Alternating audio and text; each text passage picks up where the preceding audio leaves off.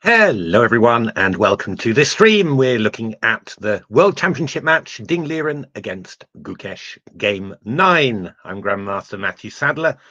Welcome to this stream. I hope that everything's good. I had a little problem with my sound earlier, so I hope that everyone can hear me. Do give a shout if I'm just talking into empty air somehow, but I think everything's pretty good. And very much looking forward to analysing this game again together with Leela. Hi, Dumore67. Hello again. Really looking forward to this. It was an absolutely fantastic game yesterday. Really quite bananas, in which I think both players showed all of their qualities. It's really picked up this match enormously. It was always very interesting and always slightly unsure about how well Ding was going to play, but I think he's playing some way towards his best level.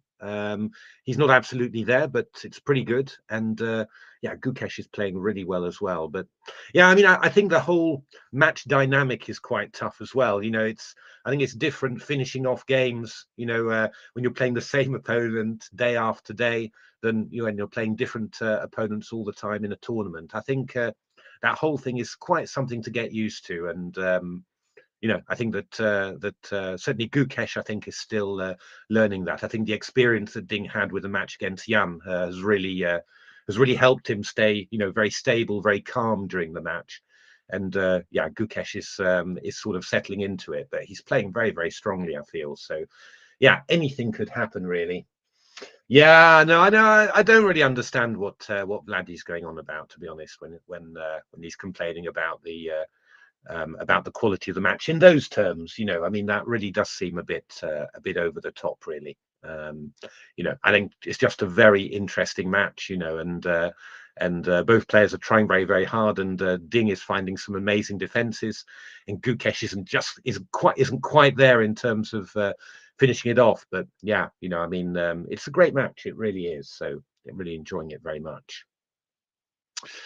Yeah, what is Gukesh going to do today? Is he going to go back to 1e4 and would we get a French there, or is he going to try and do something with 1d4, 1c4, 1 knight f3?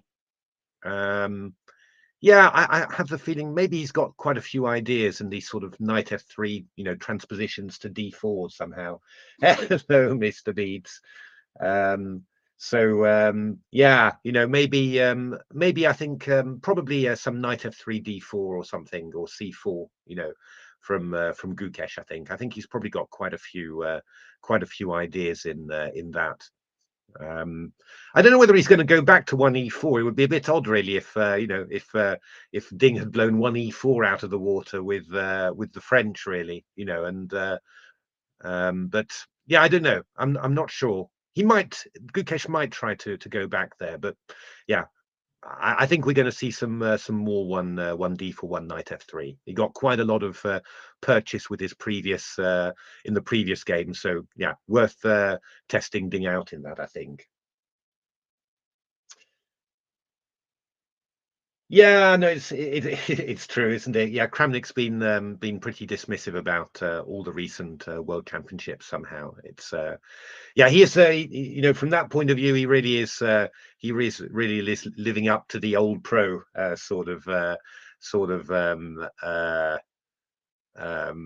image that you see on football as well, with the old pros saying, "Oh, everything was better in my day," and it's Kramnik's tending to live up to that a little bit. It's of course, he's a fantastic player, so he's kind of got every right to to criticize the level of play and whatever. But I think he's overdoing it somehow. I think I'm pretty happy watching this match. I think loads of people are really, really happy. So if I played a World Championship match, I'd die of surprise. I think that would be the thing. You need to swap. Basically, you can't stay with one opening. You need to keep on swapping, especially nowadays. I think what Gukesh has done. E4, D4, or knight F3 and then D4. I think that's pretty good. It wouldn't amaze me if Gukesh tried a 1c4, and then tried some transposition back to something else somehow. It wouldn't amaze me, that sort of thing. And I think probably we will see a 1e4 again sometime, but maybe after the next rest day, maybe Gukesh will give that another go. But depends a bit, really, how Ding reacts. I think to this game where this will happen, because I think Ding's yeah Ding's got to show that he's comfortable against a 1d4. I think before Gukesh will move back to 1e4. Yeah, Kasparov, Karpov, but there's a lot of yeah. There was a lot of good games in there, of course, but there's yeah, there could be a semi-Slav. There could be a semi-Slav by transposition. That wouldn't be amazing. Yeah, Kasparov, Karpov were very good, but I mean there are a lot of poor games in there as well. I mean it's I think you do tend to forget that as well. It's um, so yeah, I think we just got to be happy with what we get. It's the modern era. Things are very different with preparation and everything. A lot less. In a way, you've got a lot less leeway for just repeating old stuff, right? And hoping your opponent doesn't remember it. You've got to keep on coming up with new stuff, new wrinkles, new ideas. Be willing to sacrifice pawns in all sorts of ways. I mean. All the stuff that's under the iceberg, really. I mean, it's incredible, really. So different times somehow. It's no, I mean, there's some greats. I mean, I do think that the players like, the peak level of players like Anand and Kasparov and Karpov and Ivanchuk, in their glory days, is probably as high as around as high as the peak level of the players nowadays. But I do think that on average, over a whole tournament, the players nowadays are playing at a lot higher level than the guys back in my day, simply because I mean the tournaments are so much tougher, right? You've got so many players of that huge level, whereas before, even when you played a top tournament, you had some somewhat ropier top level players, who are prone to make blunders or play very badly at times. Everyone's so much more solid and is paying attention to their physical preparation and fitness and everything like that. I mean, it's just a much tougher scenario. I mean, I think a lot of top players from my era get totally burnt out in the trying to play a modern tournament. Oh, both are cool. Kasparov was the one who influenced me the most, as most people from my generation. But Karpov is great as well. Just harder to understand. Wow, a straight D4 C4. Well. I was thinking maybe more. Some sort of. We're getting a good old Catalan. That's very good. Let's have a look now at Leela in dark mode for you all there. So it's a Catalan. So we're going to see what Ding has prepared. Now this is quite interesting, really, because I mean, Catalan really analysed. Oh, he's playing a sort of a BOGO sort of stuff. Interesting. But it can transpose into mainline Catalan lines. You play bishop b4, check bishop e7, and later you play d5. Of course, Leela would be playing g4. That's but clearly Gukesh isn't quite at this stage somehow. Queen c2 first move. This is really solid for black. So bishop g2. Yeah, if black's gonna play this d5 c6 system, I took it off. I took it off Tivyakov. And yeah, I mean, it's turned into a main line as well, and it's really, really solid. So going to be intriguing. This could be some big preparation stuff somehow, because this is super well known. It's maybe not silly, this, for Gukesh. I think, just to play one of the lines with which he's very familiar before the rest day. Not going to do anything too crazy. But just play a line with which he's nicely familiar, and then just presumably have some good preparation quite deep, and then just do that. It's probably not a bad idea. because you're swapping all the time somehow, but it's quite a mental strain, right, to keep up with all the openings that you're if you're switching all the time. So from time to time to play something that you're familiar with and happy with. Okay, you're asking, Ding should be properly prepared against this, but maybe you're getting the feeling. Yeah, no, they're the videos are now on a Lichess study now. I put them somewhere different. Let me just get the link there for you. I'll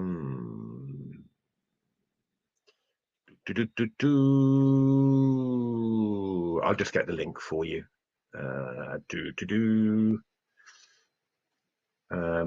Because yeah, chess base somehow was a bit weird. Somehow it was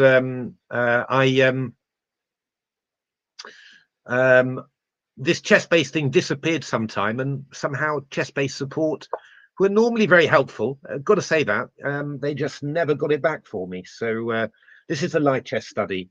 It's not completely full yet, but there's quite a bit of it somehow. So all the crazy Leela stuff is in there. So yeah, Queen C2, this is all very, very normal. I played this lots with black. Quite good results, actually. Quite a few wins, bizarrely enough.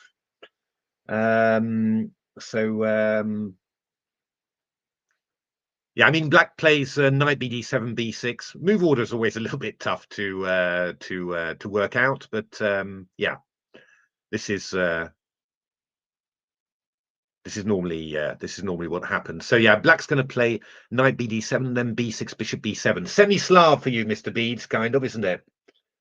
Yeah, this was what I played against the Catalan as black, what I settled on in the end. I tried all sorts of things. I tried some sharp d-take c4 systems, but they just always ended up as a draw somehow.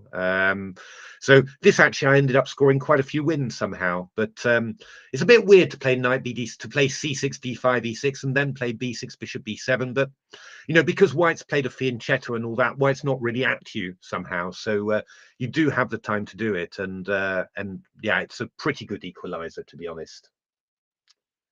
So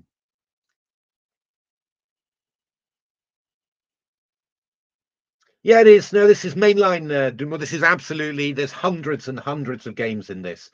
I've got in the Hierarchs database here, I'm showing like 6,000 games there. So yeah, yes, Mr. Beads. I noticed that mistake. I didn't say anything. I didn't jump on it. I didn't point it out. Didn't say anything about pronunciation or whatever. But but yes, no, I noticed that one. So yeah, knight bd7. You tend to play, and now rook d1. Yeah, you're kind of you're delaying these really. The bishop might go to f4. The knight might go to d2, or the white might go to c3. You might play for a quick knight c3 and e4, or you might just develop slowly. But this is really yeah, this is classic stuff. b6. So both players will know this very well, and both players, yeah, I mean, this is going to be, bishop c3. That's unusual. That's slightly unusual. So I've only got 9 games in the Hierarchs database here, so that's quite interesting. It's one of those doing your head in kind of things. I'll explain why I'm saying that. But let's have a little look. Just having a little look what ChessBase has got in there. ChessBase.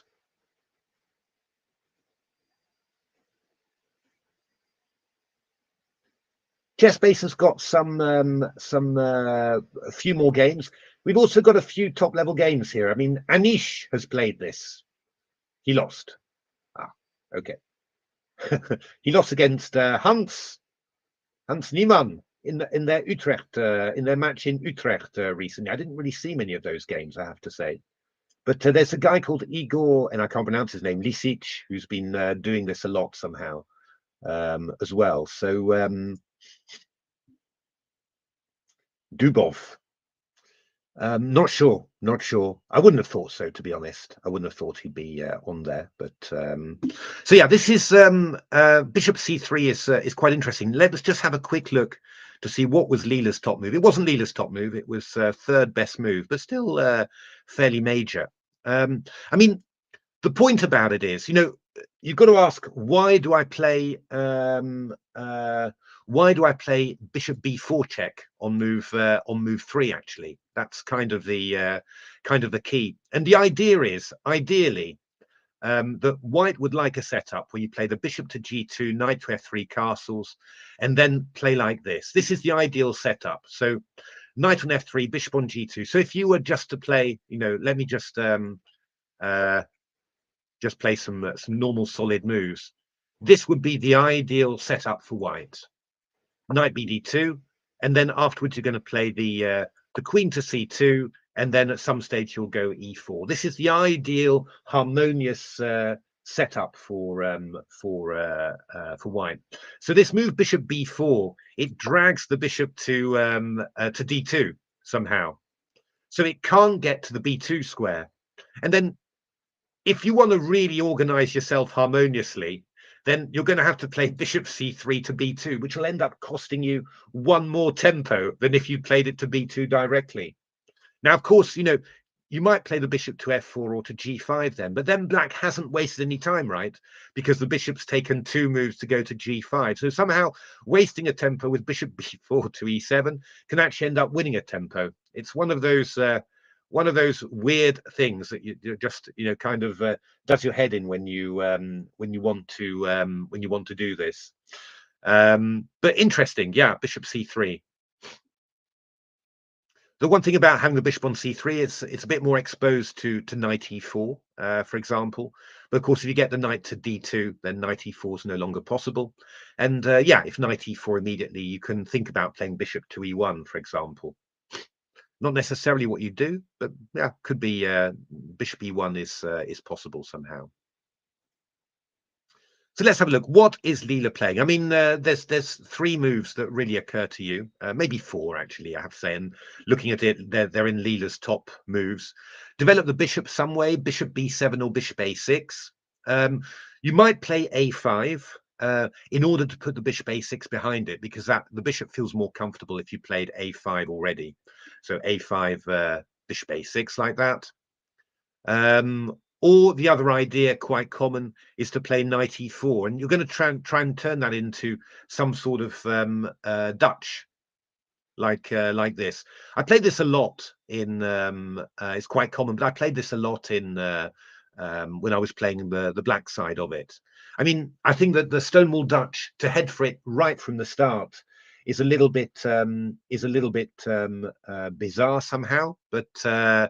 Yeah, there are too many move orders that are a little bit awkward, but the Stonewall Dutch structure in itself is really good. So it's often quite useful from these sort of openings. So yeah, I mean, so far I don't think it's too much of a challenge this for Ding. This is nothing amazing, but Ding's got to try and figure out, well, what is Gukesh aiming for? What is his big point here? Does he have some sort of special development idea, or is he just waiting to see whether I go wrong somehow?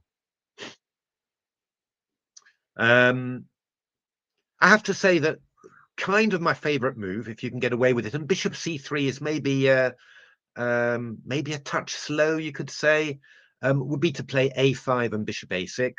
If I feel I need to hurry a bit more, then I'd be looking at playing bishop a6. Bishop b7 is fine. It's just it feels a little bit, yeah, I don't know. I always like to try and make the most of my stuff, right? And putting the bishop on a6 feels like you're making more of an effort than bishop b7, but it's yeah, pretty solid line, of course. Of course, I mean, Ding has tended to yeah, no, Stonewall is tough. It's just in the Stonewall, I like having a Stonewall structure, well, like this actually, where I've developed my light squared bishop to b7, having played b6. I like this very much. If I haven't developed my light squared bishop in the stone wall and it has to go to d7, e8, I don't like the positions very much. So, and actually, it's those positions with a bishop on b7 that are very hard to get from a direct stone wall Dutch. White's got all sorts of ways of making it just a little bit unpalatable for you. So yeah, I tend to be thinking either of knight e4 or a5 or bishop a6. Those would be my sort of go-to moves, really, that I'd like to do. So let's have a look at a bishop a6. I mean, Leela's saying b3. I find that slightly surprising, to be honest. I don't think that's what Gukesh will go for. I'm just thinking of, yeah, interesting. Yeah, I mean, bishop a6. Let's go for that one first. That's kind of a very common idea. The idea is you're going to attack the c4 pawn and probably play for a quick rook c8 and c5. Now, Leela's saying b3. I'm not 100% sure about that. I love having the idea of playing queen a4, right? I mean, that's the general idea.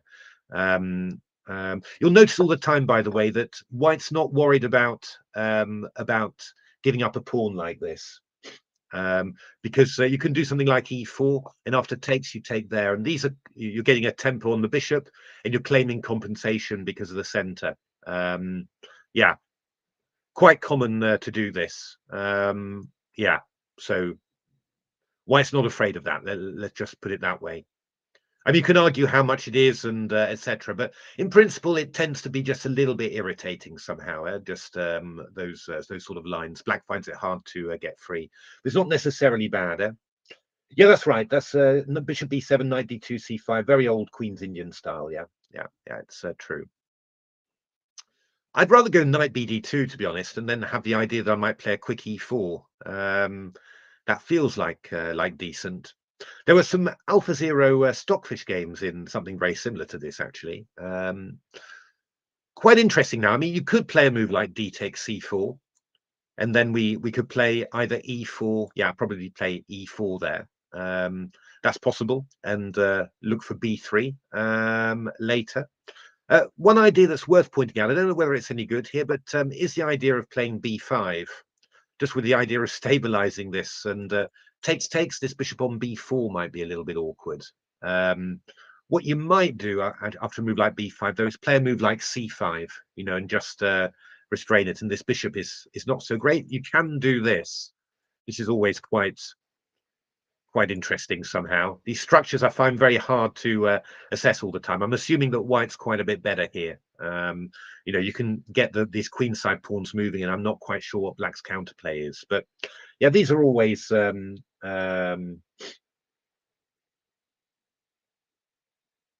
yeah, no, that's quite common, Mr. Beats. That's right, to play b3 to go bishop b2 later.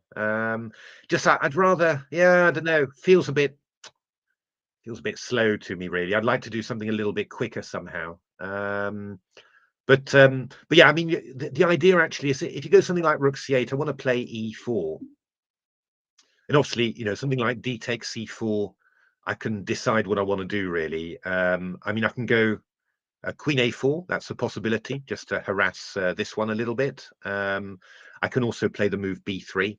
I can also play the move knight e5. The idea is that if you play d takes e4, this is actually from an AlphaZero Stockfish game, is this idea of playing knight e5 in this position. And if takes, I take there, and then I'm going to take back with a knight on e4. It's quite a typical idea, and can be a bit annoying. I mean, Black can play c5, but then you might start having stuff like queen a4. That's why I like having queen a4, and I'd rather not have the pawn on b3, because there's kind of trickies. There's tricks, and we like tricks. So that's kind of what I like. As Levon Aronian said, he said, whenever you play someone from the English school of chess, then the only thing you've got to watch out for is tricks, and at some stage they run out. So, which is kind of true, must be said. We are very keen on tricks. So that would be kind of my my favorite idea: knight d2 and a quick e4.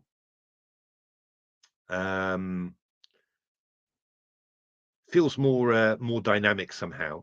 Yeah, I mean, if black played the move a5, then yeah, knight bd2 again feels, you know, quite quick. And yeah, the idea is again, you know, I want to go e4 here. I mean, this is kind of interesting somehow, yeah, because this is quite a big pawn mass, and this is going to support b4. But yeah, I'm sure we'll think of something, right? Or we'll assume that Gukesh has thought of something here. But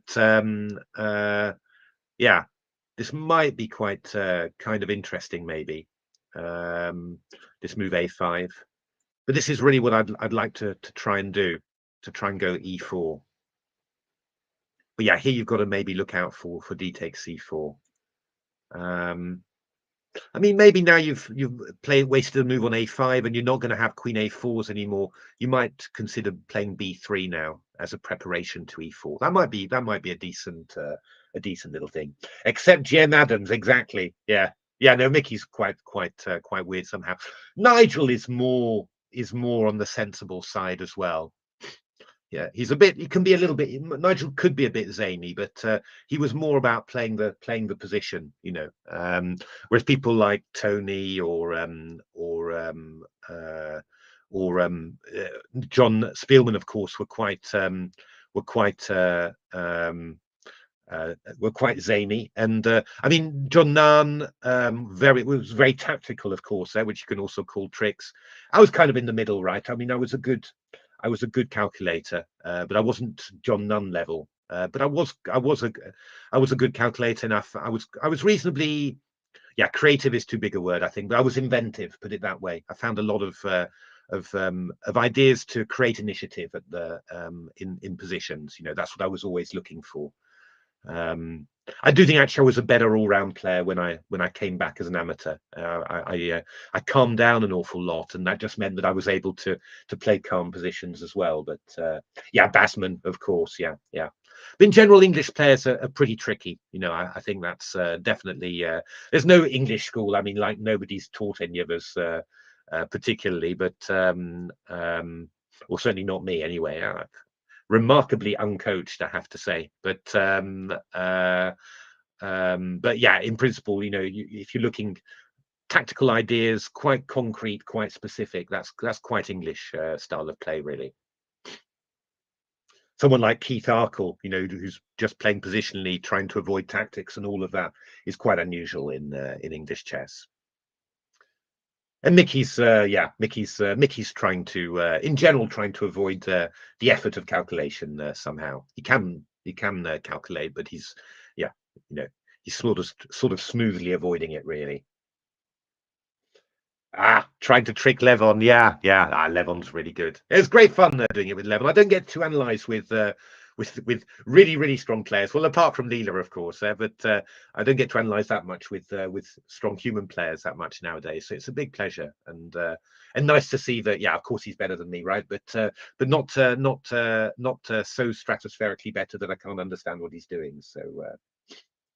The short match at the time, yeah, I followed it at the time. Yeah, he didn't really have a chance. I think he could have had a chance. The openings and the positions that he got, but didn't really believe enough. I think, yeah, and couldn't.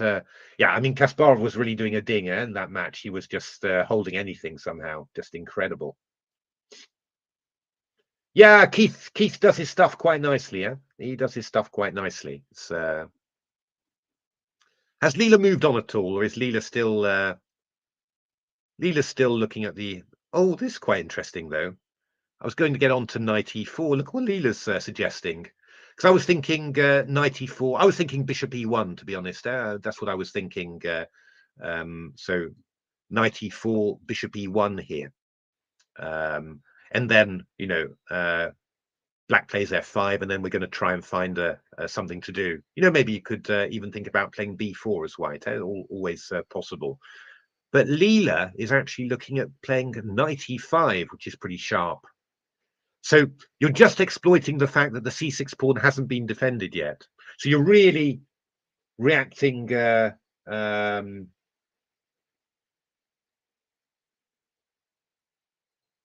Yeah, Keith has a somewhat different approach to to chess somehow, but it's worked pretty well somehow. I mean, he didn't sort of scale the heights as a grandmaster, but he's kept his play and his style of play quite level over the years.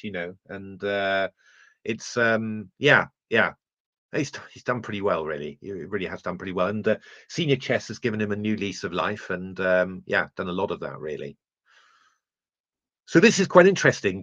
Just exploiting that one moment of opportunity, window of opportunity, that the pawn on c6 is hanging. So if you take on c3, I'll take on c6. Intermezzo, Zwischenzug, as Natasha always shouts nowadays. Knight takes c5, and then bishop takes e4. And then let me just show you what, because that's getting a little bit confusing. So knight e5. So knight c3, I've got the Zwischenzug here. Yeah, you don't do that. So you go knight takes c5, and then bishop takes e4. So takes will take there, and we're going to claim that after queen c7, queen e4, that we're not worried about the light squares or anything. It looks like a little bit of compensation to me, but you're going to get a knight into e4. It's probably going to be fine, I think. It's probably going to be good for white. I mean, if you're being really, really sexy, you might consider c5 to try and block in the bishop a bit. Maybe e3. No, it's not good. Queen e4, c5, knight d2 here, and maybe queen g4. You'll go f3 and then knight e4. That's probably too dangerous. So bishop takes e4, and then knight takes e4, bishop h7, and bishop d3, which is pretty unusual position for a Catalan, I have to say. I don't particularly feel that white's better here, to be honest. Yeah, Keith has played old man chess. They always said that, if you play the Exchange Slav or openings like that when you're young, what are you going to play when you're old? And well, I mean, I wrote a big chapter together with Natasha in Chess for Life about Keith and his style of play, and showing how he played 30 years ago and how he played now, and just showing there was no difference, basically. It's so it's interesting. Just shows all styles can be effective somehow. But I mean, obviously, I do think he's kind of restricted his chess style, which is not going to get the maximum out of the positions that you play. But in terms of having a full career as a professional and still going on and coping fine, he's done pretty well, really. So what is Leela? This doesn't look so great to me, I have to say. It's quite imaginative, but I think I'd almost rather be black here, wouldn't I? I think I'd rather be black here, to be honest. I'm not really missing that H pawn, I have to say. Yeah, this looks completely fine for black. But it's an interesting line from Leela, this knight e5. That's probably something that has to consider. But Ding's played the very solid bishop b7. Yeah, the very solid bishop b7 and knight bd2 from Gukesh. Yeah, I think that's what we were expecting, right? Knight bd2. Yeah. So I'm just going to blow my nose. Do forgive me.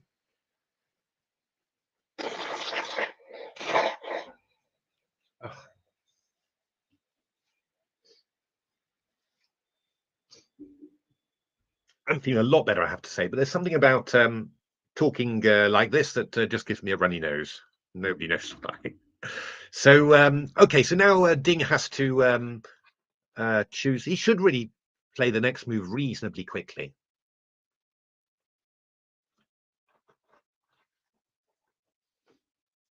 I mean, Queen c7 or Rook c8 would be my my feeling. c5 feels a little bit early, maybe.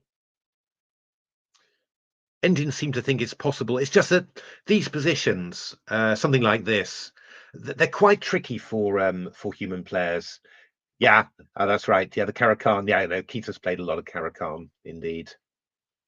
3-day game without adjournments. Yeah, it's these sort of positions with these hanging pawns and the fianchettoed bishop. Engines always say they're fine. quite tricky to play with black, to be honest. Very easily to get them wrong and lose a pawn somewhere. So I really wouldn't recommend it. And Ding has played the very solid queen c7 there, so that's quite normal. Queen c7, not the most normal move, actually. Rook c8 was normal. Hayek's book actually giving c5 a dubious there. So yeah. Now, quite interesting. What plan is White going to choose here? Has Gukesh got something unusual? Interesting that after e4 here, Leela wants to take not on e4 but on c4 here, and then play c5. Feels kind of risky, right? I mean, you're opening the center quite early, and you sort of think, don't we have some sort of d5-ish stuff? Sure, crazy Leela would be going on that. We'll have to have a look at that, because it doesn't look so bananas, to be honest. Looks like you might have something there, because this sort of thing, you're definitely going to. It's not going to lead anywhere. These positions are always fine for black. But yeah, Gukesh has played Rook AC1, so keeping lots of stuff in reserve here. Gukesh can. After a move like Rook AC1, he can play E4. He can play B4 even. He can retreat the queen to B1 and do something. He's trying to stay really flexible here. I mean, he's playing fast, so he's got some ideas. And Ding has got to try and work out, what sort of idea does Gukesh have here. To be honest, I would say that Rook AC8 would be pretty much automatic move for me as black. Yeah, I mean, that would be kind of I'd sort of feel that c5 is a little bit early with the queen on c7 and the queen and the rook there. And I would tend to be looking at Rook AC8 from black point of view, just to put the queen on b8, and then I'll start thinking about playing c5. That's yeah, bishop b7 is the most solid approach indeed. Yeah, it's not poking your head over the parapet at all. So yeah, but Rook c8 and Queen b8 and then c5 afterwards, that would be the most natural approach. So yeah, I mean, we're very much still in Gukesh's preparation here. So then we're going to see basically what he's got prepared. I mean, the key thing is to realize there that, for example, if you one of the things about having the bishop on c3 is that it does sort of tempt knight d5 somehow, because you get knight c3 and this bishop can't move anywhere. So that's one of the downsides to the bishop on c3. But obviously, yeah, White's taking that into consideration and thinking, well, I can deal with that. Black's going to be spending some time taking that knight. So yeah. But okay, what Rook AC8 I think is the most natural, and if E4 here, I guess you don't particularly want to do anything like this, because this sort of thing could be dangerous, and I guess that if you don't even take off, this sort of thing might be dangerous as well. Not 100% clear, but yeah, I mean, there must be chances, right? Stuff like this, or knight g5, or even after c5, knight fg5. There's a lot of stuff happening here. It's going to make you rather nervous, so you don't want to do anything like that. But it seems that Leela's often taking on e4, and if knight c4, then we're playing c5 here, and no worries. All good for the stats, Max. You're boosting my my stats there. So YouTube will be sending this video to the top of the streams.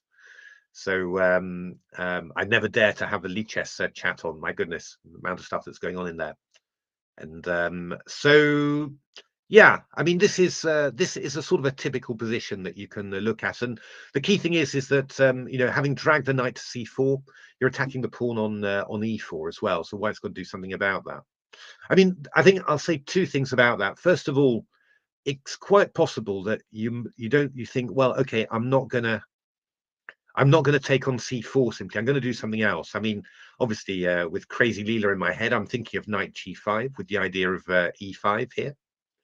I guess that's not very good. I mean, I guess h6 is happening. I want to do something crazy, but I don't imagine that we can do it. I mean, how stupid is this? Yeah, very stupid. It's not going to be good enough somehow. Yeah, I want to look at 96, some piece sacrifices, but yeah, you need to get in d5. I mean, your bishop's not. If your bishop was pointing here, you could think about some sacks maybe, but we're going to need to get something in with d5. So knight g5, just h6, and I don't know whether we could. Doesn't seem to be anything amazing from that point of view, but you could sort of think about, about doing something like not taking back on c4 and doing something exciting. But if we take on c4, c5, I mean, what I would really want is to have d5 here. This would be the hey, Akim. Yeah, no, it's true. It's a bit tough. I like the Leicester chat is not the worst there. I mean, there's much worse than that. But yeah, it is quite. People are really. They're good, right? They're watching it. They're having fun like that. But I do wonder whether criticizing the players so relentlessly is really fun somehow. It's you know. Um, but yeah, this is the sort of thing that I'd like to have working somehow. So e takes d5, and I'm not sure how to how I want to follow up here. You know, yeah, e5 doesn't look like anything at all, right? You can start even block like this. So I think we're going to have to take on d5. You're vaguely thinking about playing knight e3, yeah? The idea being that d4 I can take here, and this one would be hanging, but then e4 is hanging. I could play d4 knight f5, but I just get the feeling I'm gonna end up killing myself here. But yeah, I mean, I'd like to take on here and then hope that I've got something. I mean, it's not impossible, right? I mean, bishop d5, I go knight g5 here. These are the tactics that Ding will have to usually the bishop a6 plan. Okay, so he's that's quite interesting. I think he probably maybe sort of decided that Gukesh would be thinking about that and play for this. Rook ac8 is in the hierarchs book, by the way, so that's what the hierarch book wants. But how about this? This would be quite dangerous, wouldn't it? Takes, I take on d7, takes and bishop f6, whack. With the threat of queen h7. It's not clear really. I mean, g6 is kind of possible there, but maybe I can do some some sexy stuff and go rook d1 or go knight e5, knight e5 to g4 somehow. I don't know. It's an idea anyway. Let's just have a look. If you go knight d5, that might be a little bit more difficult to deal with because you're covering the g5 square now with a knight, so I can't go knight g5. Would I have something clever? Yeah, I mean, this is Kasparov-Belyavsky style. Yeah, no, it's playing all this bullet and everything gives you some bad habits indeed. This is Kasparov-Belyavsky style. Look that game up if you haven't seen it. It's a great attacking game from the young Kasparov. Very young Kasparov. But this, I don't know. This is a sort of thing you could prepare with an engine and just say, okay, I can always make a draw and good luck finding the defenses somehow. This is could be quite nasty, this, I have to say. This feels like it could be some preparation. But this is this is the sort of thing that I'm looking for anyway. But Ding has played rook fd8 there. Interesting.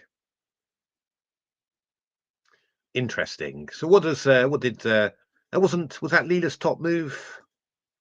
No, second best move.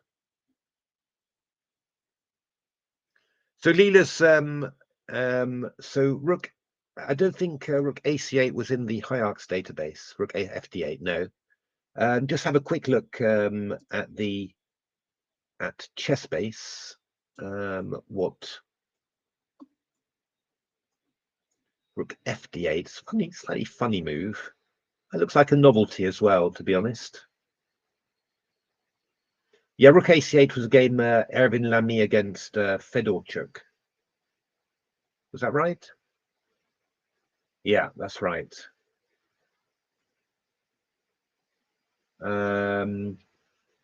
But Rook FD8 seems to be a novelty. We might transpose back somewhere if things might transpose back, but Rook FD8 is new. So I mean, what plans has White got? Well, yeah, there's several. There's B4, which is quite interesting. You're making use of that bishop on C3, and you're trying to go for a big clamp with C5, and then Black will play C5. There is a big tendency there to get the pieces exchanged, right? Everything exchanged. But the question is whether you think you can make something of White's slight lead in development, slight awkwardness of Black's pieces. But as Black, you will trust simply that that is not the case and that you will make a draw somehow.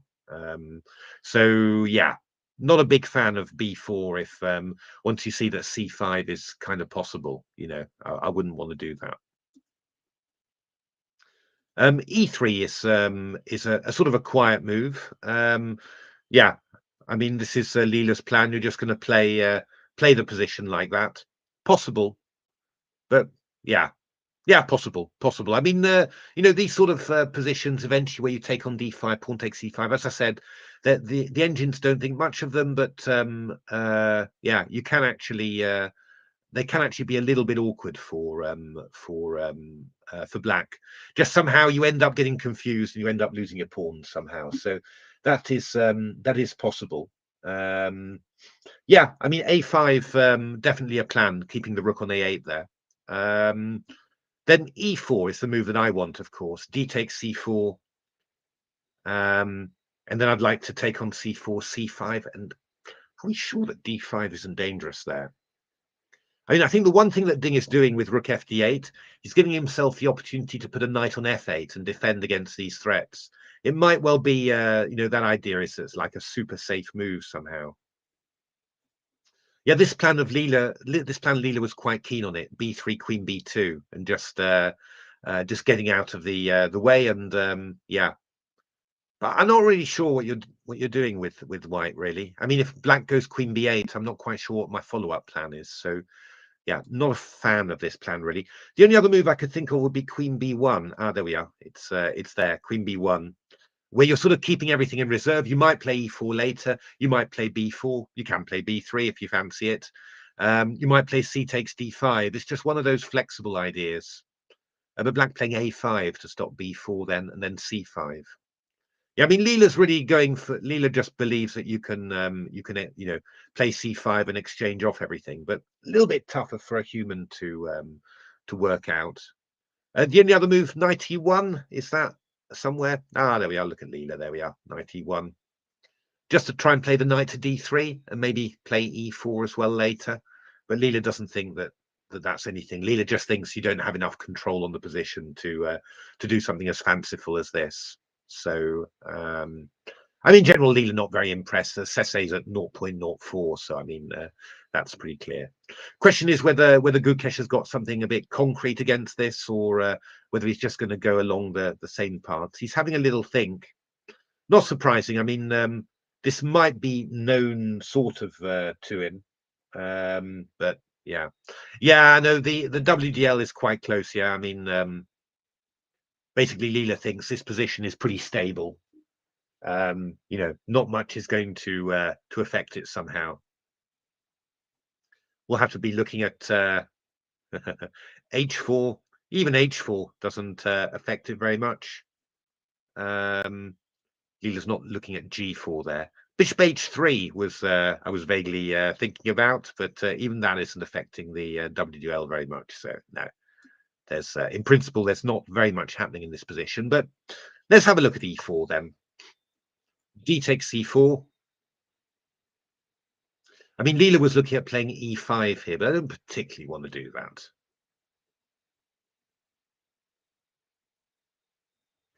I'm wondering whether I'm keener on playing knight G5 now. Black does have the possibility of going knight F8 if you want to be super solid, but that wouldn't be so bad, right? I mean, I'd take with a knight on C4. I'm threatening knight E5 there. So I think you definitely want to go H6. It's just that because the rook's on D8, I'm thinking, ooh, you're a bit looser there. Could I Could I do something like taking and going e5 and then have a queen coming into h7 somehow? All a little bit fanciful, of course. Or I could go knight c4, and obviously I'm very heavily influenced here by Leela at odds here. Could be interesting, yeah. Could be interesting to do something like that. We'll see. At some stage, hopefully, this Leela Knight odds nets, they'll all be available on and to use by yourself somehow, and that would be really cool. It's yeah, this is not really 95 h6. Just seems to be fine there. It's you're a little bit looser with the rook on d8, but it's nothing amazing. But so okay, I'm going to take with a knight on. I'd love to have to find a better move somehow, but I can't think of it. The c5, and I'm going to go d5. And just I'm threatening d6, by the way. So you do need to do something. So e takes d5, and then I'm going e takes d5. I don't think anything else really does it. Okay, so show me what you got. So yeah, bishop d5, knight g5. You have a slightly better chance here of surviving with black, because you can actually even play a move like knight f8 at times. So probably this is going to be good. I mean, bishop takes g2, rook take d7 is still quite cool. Take with a rook, maybe bishop f6, threatening that one, and then g6. Probably you don't. Yeah, probably actually there's actually this isn't.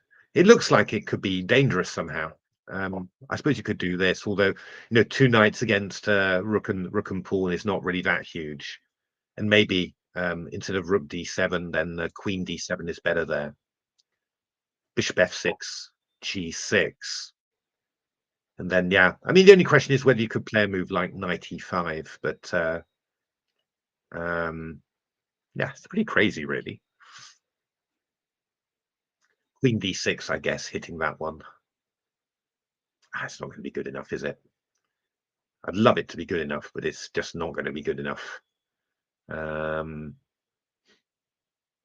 Yeah, no, this is completely fine for black. So if even this isn't working somehow, I think our chances of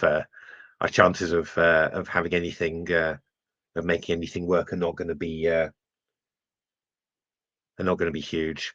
Yeah, no, you're right. Maybe black hasn't done enough wrong. It feels like white's got an awful lot of pieces pointing towards the king.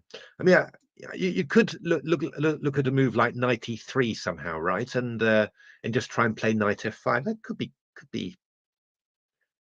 be, but yeah, bishop e4. These are the annoying moves somehow. They just interfere with the play somehow. I think if you didn't have that, I might be able to believe in some nice compensation somehow, but probably this is just not. It's just not going to happen, is it? It's just not going to happen. And certainly, the idea that black's ready to follow up with knight f8 afterwards and protect everything, that's just not possible. b4 played by Gukesh quite quickly. So yeah, this must be this was obviously one of his main ideas of keeping the bishop on c3, just to play b4. That's not bad, not bad. Hey, Naptha.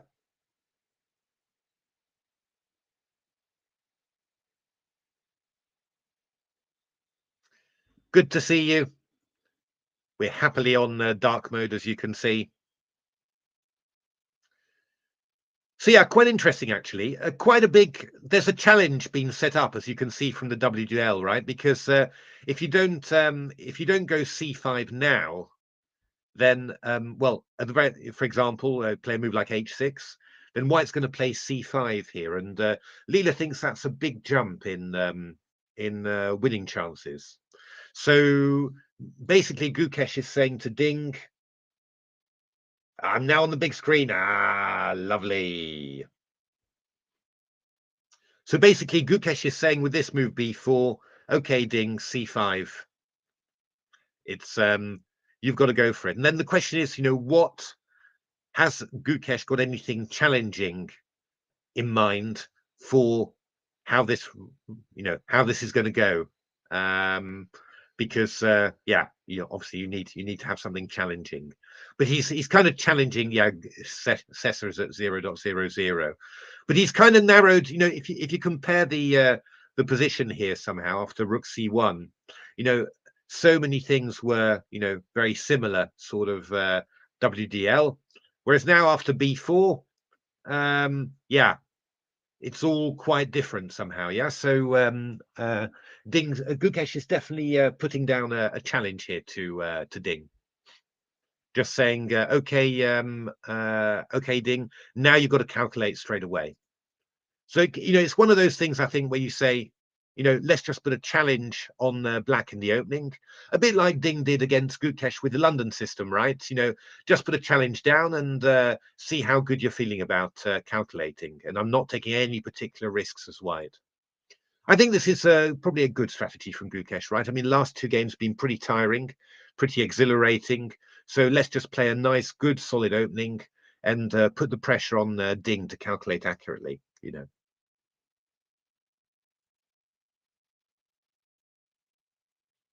Win, draw, loss. All right, that's maybe better. A good tip. So, so okay, what are we going to do here? Well, we want to do something with this pressure. Of course, we want to get the Rook and Queen lined up. Now, interesting that Leela, I think, was suggesting Queen B1, wasn't Leela, as looking at D takes C5. I do like the move Queen B1 if you can do it. Just keep everything everything tense and just give black. Put the onus on black to find some sort of move. I suppose you could play Queen B2 as well, which is quite similar. That feels a bit more natural somehow, right? Rather than Queen B1, but maybe it's running into something. But yeah, I mean, I'd you sort of feel you might get some extra chances there. I suppose Queen B1 might give you some chances there. So you've got to decide what you want to do there. Otherwise, yeah, I mean, we can take on C5 and try and work out something. Obviously, this one's kind of, you're sort of vaguely thinking about there. And doing some sort, but I don't really know how you can use that. I mean, something like Queen A4, you just end up getting hit by Knight B6, I think. Yeah, and something like Knight B3, D takes C4, the bishop's getting out here somehow, so doesn't look like anything. Knight B3 would be looking for bishop A5 or Knight A5, but that doesn't seem like anything at all somehow. So yeah. So I guess maybe you'd go D takes C5 and then black's got to think of something. I mean, this is what Leela was looking at, right? D takes C5, Queen C5, and then playing the move Knight D4. That's not bad. You're pinning this pawn to the bishop on B7, and this knight can come around to B3 and then aim for A5. So that's reasonably challenging, yeah. I suppose. Got to work out why you wouldn't take with a knight, for example, or with a bishop, which feels vaguely more. Certainly, knight takes c5 feels vaguely more natural to me than taking with a queen. And I mean, if you went something like knight g5, I go d4 and cut that one out. So that's I'm not too worried about that. I mean, I can get bishop e5, but I think I can just go out to a5, right? That doesn't look so bad. Maybe knight g5 then, looking for some threats. It's not really a threat, I mean, we can just sort of say to white, well, how about it then? Why is this so dangerous? And it's not very clear why this would be so dangerous, really. It's just a check, nothing more than that. Maybe you can maybe sneak it out somehow. Maybe you could take on d5. Maybe that would start getting awkward somehow. It's possible. Because I mean, you're sort of, I don't know. I mean, I'm not clear whether this is dangerous or not, but at any rate, you'd have a threat like this, for example, that you can't take because of Queen C5. So you'd need to take with a pawn on F6. Not sure. Play E4. These things always, you feel like they should be promising, but then they just turn out to be black just shrugged his shoulders and say, I don't mind taking on F6. And Knight D5 is possible as well, but this sort of position, feels all right for black, really. Unless you're going to find some great little tactics somehow. Your queen's always getting hit by everything somehow. I'm not a big fan of this. So I mean, even knight c5 looks normal. Bishop c5 feels maybe a little bit more odd. You can get hit by a knight b3, and black can try and get the two bishops, but even that doesn't look so bad. I mean, I wouldn't be totally gutted by this, right? I mean, that's the point. Knight c5, queen c5, and I'd be thinking, well, I'll survive this, right? I mean, what's the problem with this somehow? Play for g4 and h4. Yeah, I want g4 and h4 as well, but I've been looking at it, but I can't quite make it work for the moment. So don't worry. If I think it crops up, it will. So yeah, I'm not sure about this bc5 and dc5. I don't really see what that White's got anything incredible against any of Black's choices. But yeah, I don't know. Maybe I mean, we'll maybe need some Leela stuff to bishop takes f2. Wow, that would be a move. I think I can probably just come back to g1 and block with the bishop somehow. But yeah, I don't really feel it somehow, to be honest. I think I'd much rather try and keep the tension on with a queen b2 or a queen b1.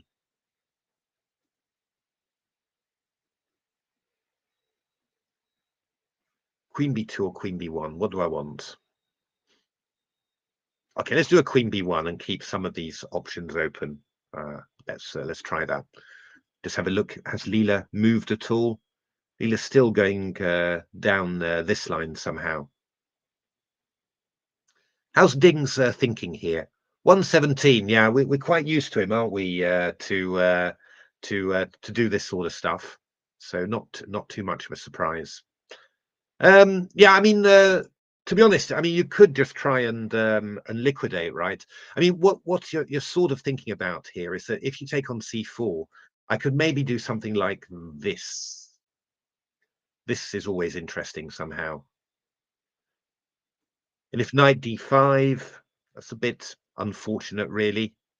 Actually, from that point of view, you start to think maybe queen b2 would be better in that case. So after knight d5, I can go bishop g7.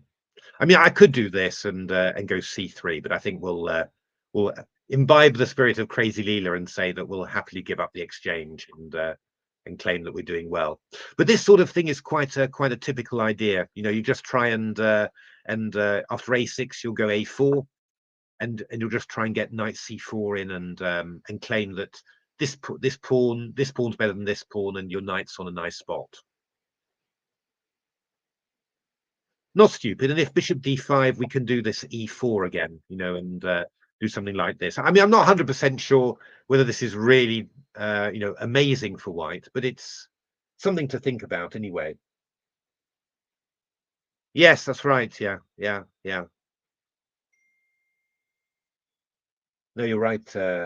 Opening stage or middle game? Or still opening-ish, I think. Although, yeah, we'll be heading into the middle game soon, but I think we're still deciding where to put our pieces, right? So yeah, I think I still say middle game phase here. So yeah, I mean, you could play c takes d4, but then I'd take with the bishop, right? And yeah, you're threatening cd5, and after here, knight c4. This looks nice for white. This is what you want. I mean, black can play queen b8. It's not so bad, and then play the knight around. But white must have an advantage here somewhere. I mean, you've got to like the cat. If you don't like this position, then you're not going to play the Catalan, right? You must be able to think of something. I'm not sure I can, but you must be able to. C takes b4. We take on b4 takes. Oh, I was going to say you could throw this in, but queen d6 would probably be irritating, keeping hold of that bishop. Knight c4, queen f8. So, but yeah, in general, this type of position where you've got a pawn on d4, this should be a little bit better for white, you would have thought. Black could go rook c8, of course. C takes d5. I want to go queen c1. Yeah, I wouldn't be maybe queen a3 hitting this pawn might be a little edge for white. These tend to, once black plays d takes c4, you tend to assume that until these pawns get going, really, white's got a slight edge because of the extra central pawn that stops a knight coming to c5, for example. It's not huge, but it would be a little something. But what black could do is play a move like rook c8, I suppose, and just sort of rook c8 or h6 even, for example. But rook c8 is probably the most normal. Rook b8 if you want to be really subtle and say I'm going to follow the queen there, but yeah, not 100% sure about that. It's maybe over subtle. I like those sort of mysterious rook moves, but yeah, not too sure. Yeah, these c5 queen b1, says your Leela with contempt. Okay, interesting. Does look like it looks like the way to keep the most play in the position somehow. I'll have a look at queen b1 and see what's happening there.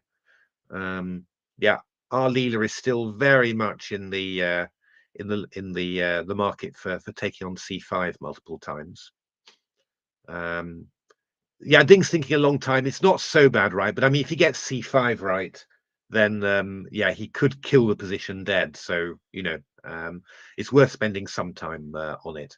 On the other hand, you could also be practical and say, okay, if I allow black to play if I allow white to play c5, that's really what white wants. So I think I'm just going to play I'm just going to play c5 after a little bit of checking, and then we'll see what Gukesh has got planned. I mean, that would also be completely acceptable approach.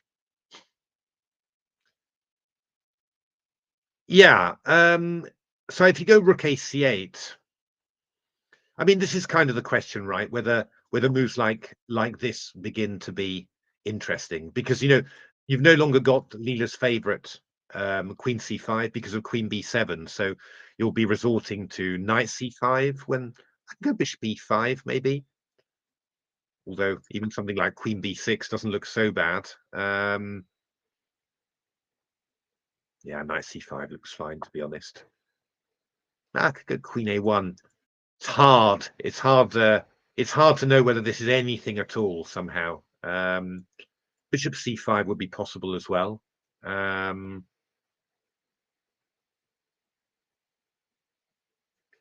Yeah, and this is the question. Knight b3 maybe, but again d takes c4. Oh no, but then we could take on here. That would be because b7 is hanging.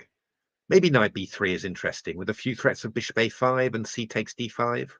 That might be interesting. I mean, bishop f2 was mentioned in the chat before, but I guess we just retreat here. We've always got bishop d4 if there's a queen check.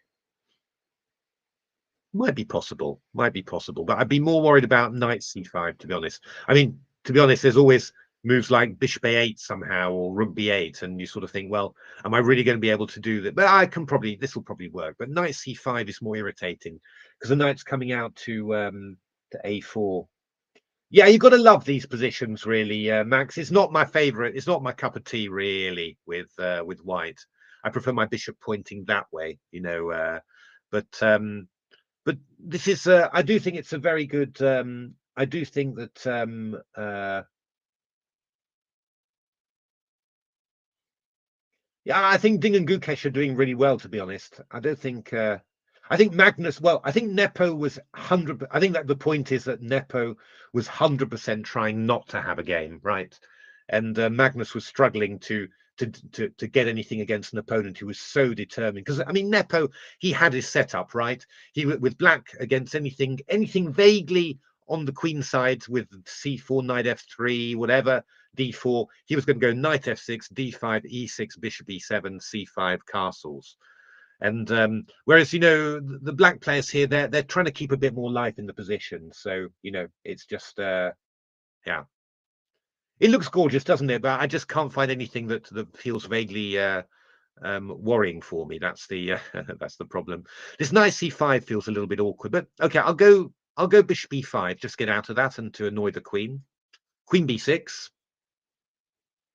and then I'll just go queen a1, and I'm going to try and claim that rook b1 might be interesting at some stage. And if you go d takes c4, I'm hitting the queen. It's just that stuff like this, I'm sort of thinking, well, okay, I've hit the queen. That's my achievement for the day, but do I have anything in this position? And that's a very hard question for me to answer positively. I don't really feel like I've got anything at all. So, yeah, I mean, you can try and do stuff like this. Unfortunately, in this specific case, the queen is badly placed on b2, so that's not working very well. And otherwise,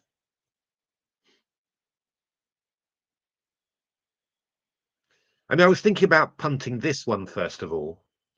The idea is if you take there, then I'm going to give you an isolated pawn somehow, which is maybe worth something. But I was actually kind of worried about c takes b4 here. Bishop b4, queen c. Oh no, sorry, I'm going bananas here. Sorry. That's not good at all. Maybe c takes d5 is interesting then. If knight d5, I'm going dc, so I'm trying to get this one. So you take on c3, and now you will see the power of my plan. Rook c3, I've got to watch out here because bishop f6 is a little bit annoying. So I take, and then you take. Yeah, I can play b5, maybe. I'm not sure how amazing that is, though. Knight b6. Mwah, mwah, mwah. c5 he played. Very good from Ding. Yeah, was it 17 minutes of calculation? But that's pretty good. So, oh, look at that. Isn't that amazing? After queen b2, Leela wants this mysterious rook move I mentioned, rook b8. Leela really wants it. That's very clever. And otherwise, queen b1 is a possibility. Oh, okay, and Leela is suggesting this one, which I mentioned as well. Yeah, queen a3, queen d8. We mentioned this somehow. And yeah, what's Leela saying about that? Leela's not really believing in it very much, I'm afraid. Assessors at 0.05. c5, okay. Oh, that's quite interesting, actually. That's quite unusual. That's got the possibility to be interesting, I have to say. Never occurred to me just to play the pawn to c5 and then just hold it there. Interesting. Oh, Leela. Well. So let's have a look at that. So, yeah, queen b1. I like queen b1, to be honest. I think it's a very... I like the idea just of holding the tension. I mean, after all, what can go wrong? Nothing can go wrong, right? So it's... Yeah, I mean, if d takes c4, then we do this anyway. We go... I think we go... Well, I mean, we could even go knight takes c4, to be honest, couldn't we? Most likely, because takes, we're going to get the line of the rook there on the queen. Only interesting thing is whether black could play b5 here, but well, this is quite sharp. I'll probably knight a3 maybe to hit this one and still be hitting this one. That could be a little bit annoying, yeah. So yeah, d takes c4 I wouldn't expect. C takes d4 we just take on there. E5 would be nice, but then we take on d5, which is probably going to be awkward for black. So I mean, I think in general I would expect to see black leaving those pawns. I mean, this one of Leela's is interesting, but yeah, this move queen a3 is quite nice, hitting a7 sort of, and threatening c takes d5 because we're defending the rook on c1. Oh, Gukesh has gone b takes c5. Yeah, I'm wondering whether we might be seeing a quick draw today, or a sort of a dull draw. Wouldn't be amazing after all the other things there, but b takes c5 feels like quite a calm move, unless Gukesh has got some sort of I mean, it is the favorite move, so it's not bad, but unless Gukesh has got something kind of concrete in mind there, he knows some unpleasant tactics, some annoying, challenging, irritating little that's right. Yeah, that's the mysterious rook move. That's why rook a b8 was mysterious. That might well be, yeah. If Gukesh might have some prep there that he says, okay, we'll just play this there's a few little challenging tactics for Gukesh, for Ding to navigate. If he finds it, it's fine. If he gets through it, it's fine. Draw is fine too. I'll get my chances even as black, right? Yeah.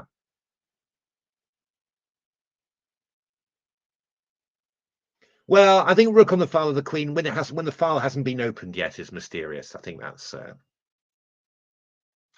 think it counts as mysterious. Well, slightly mysterious anyway. Yeah,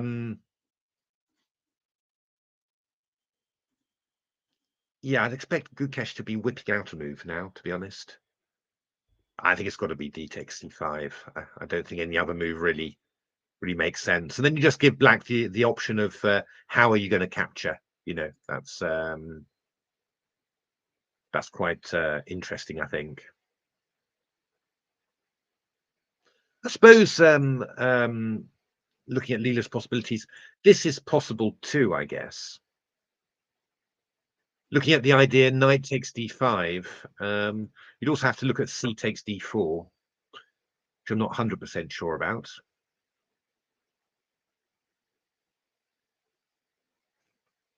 Not sure, but the idea would be c takes knight takes d5 and then bishop a1, I guess, and you're looking for e4. That might be quite interesting.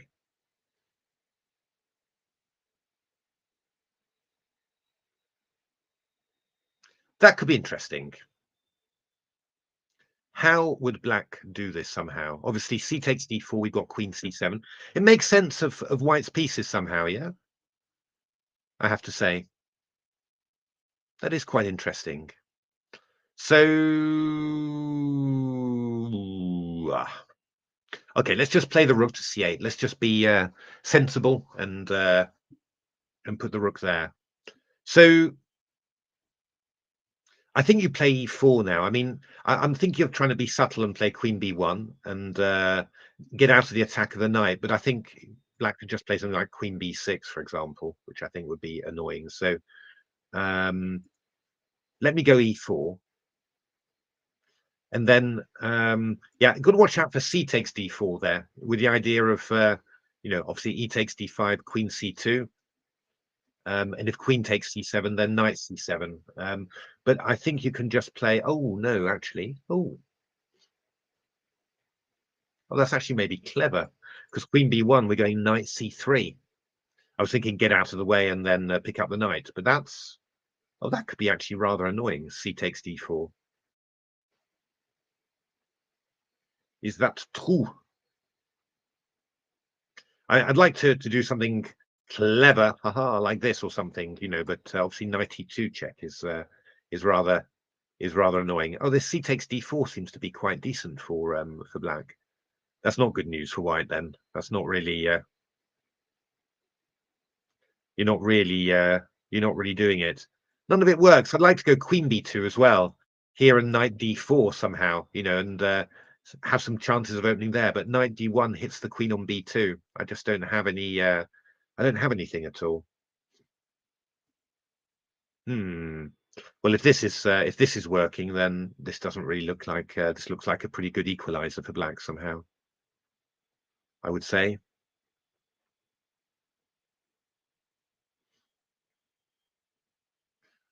Suppose I could go d takes c5 with the nice threat of queen c5, queen b2, forking these two. That would be possible. I mean, bishop c5. I guess I'll probably go queen b2 as well. Because this might be something like this might be possible. This is quite sneaky. I've got various ideas. Also attacking this one somehow. I'm not sure whether it's super dangerous, but it could be an idea. And if you go knight takes c5, that's less good because of queen b2. But here maybe I go e4.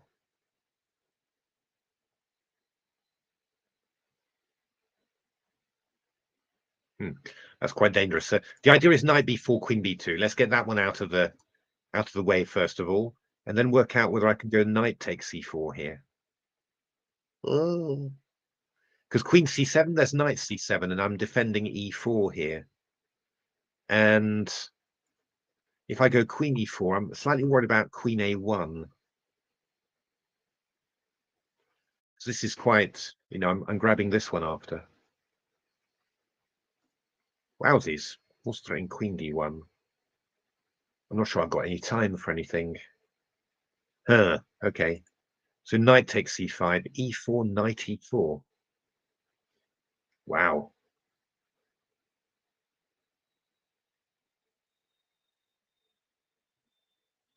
So maybe a bit surprised Gukesh is thinking, but maybe he's trying to remember his prep somehow.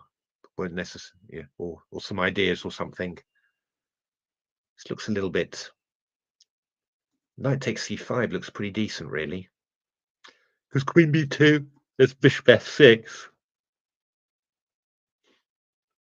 I mean, in all fairness, I do have the move rook c5, but I'm just sort of wondering whether this is really going to be that good for white. Sort of thing I really would have wanted to have analysed with my engine before going. Maybe it's okay, actually. This one looks maybe a little bit more awkward. I mean, takes, rook takes. Doesn't look amazing for white. Black gets the knight into c3 and all that, but maybe white's a little bit better. Let the rook feel mysterious, that's right. I quite like this move, c takes d5, I have to say. Feels like an idea, at least. C takes d4 is perturbing me a little bit. I'm just wondering whether I get anything at all here. But okay, yeah, takes on here. I guess we just go d takes c3 somehow. Or are we going to claim some crazy Leela stuff? I guess not. This should just be fine. Yeah. Could go e takes d7, I suppose. I'm just a bit worried about it, but maybe it's okay. I'm just thinking bishop b4, and then I'll, doesn't look particularly better to me, I think. But maybe I go knight d4 there. But it's not clear. I mean, knight d5. Why would I be better in this position? It's a sort of position where you need to find something surprising, a move like this, and then e4, and then you get a tactic and something works out. But I'm not really feeling it somehow, I have to say. Could be that c takes d4 is a bit of a killer, really. Leela's not giving it. Leela's giving this line with bishop a1, rook c8, d takes c5, knight c5. Oh, h4 now, h6, knight e5. Vaguely, yeah, it's nothing at all now, but vaguely feels like there are some weird chances. But I'm more worried about c takes d4, to be honest, after c takes d5. I don't really know how we're supposed to be making any sort of edge of this. I mean, bishop d4, you just take, and go bishop d5, So I don't know. I can put in d6, must be knight d4, right? I mean, bishop d5, I'd claim I've got e4. That would be all right, but knight takes d5. I mean, I was vaguely wondering about something like not queen b3, because that allows knight c5. What if I went queen b2, I suppose? That could be sneaky. Takes, I take here, and then b7 is hanging. That's the idea. Maybe threatening bishop b4 as well. I don't know. I mean, if I just go rook b8, for example, and just ask you to prove that you've got something. I mean, I would love to have the move bishop b4 here. Discovered attack on the queen, and I'm threatening bishop b7, but you go queen b6 simply. And I'm pinned now. Like e3 or bishop b2. It's possible to just make a waiting move, but I think the black just plays a rook c8 or something and just,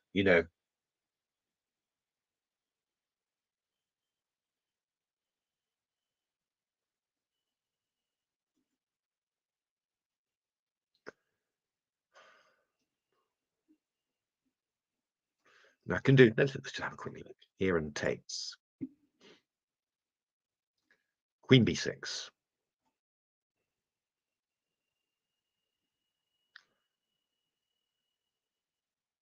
Not really doing it for me. Leela would play this at odds, but Paul, take knight f5.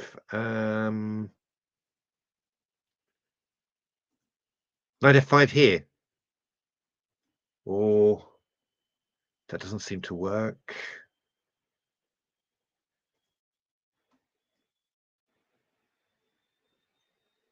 In certain positions. Yeah. Could be possible.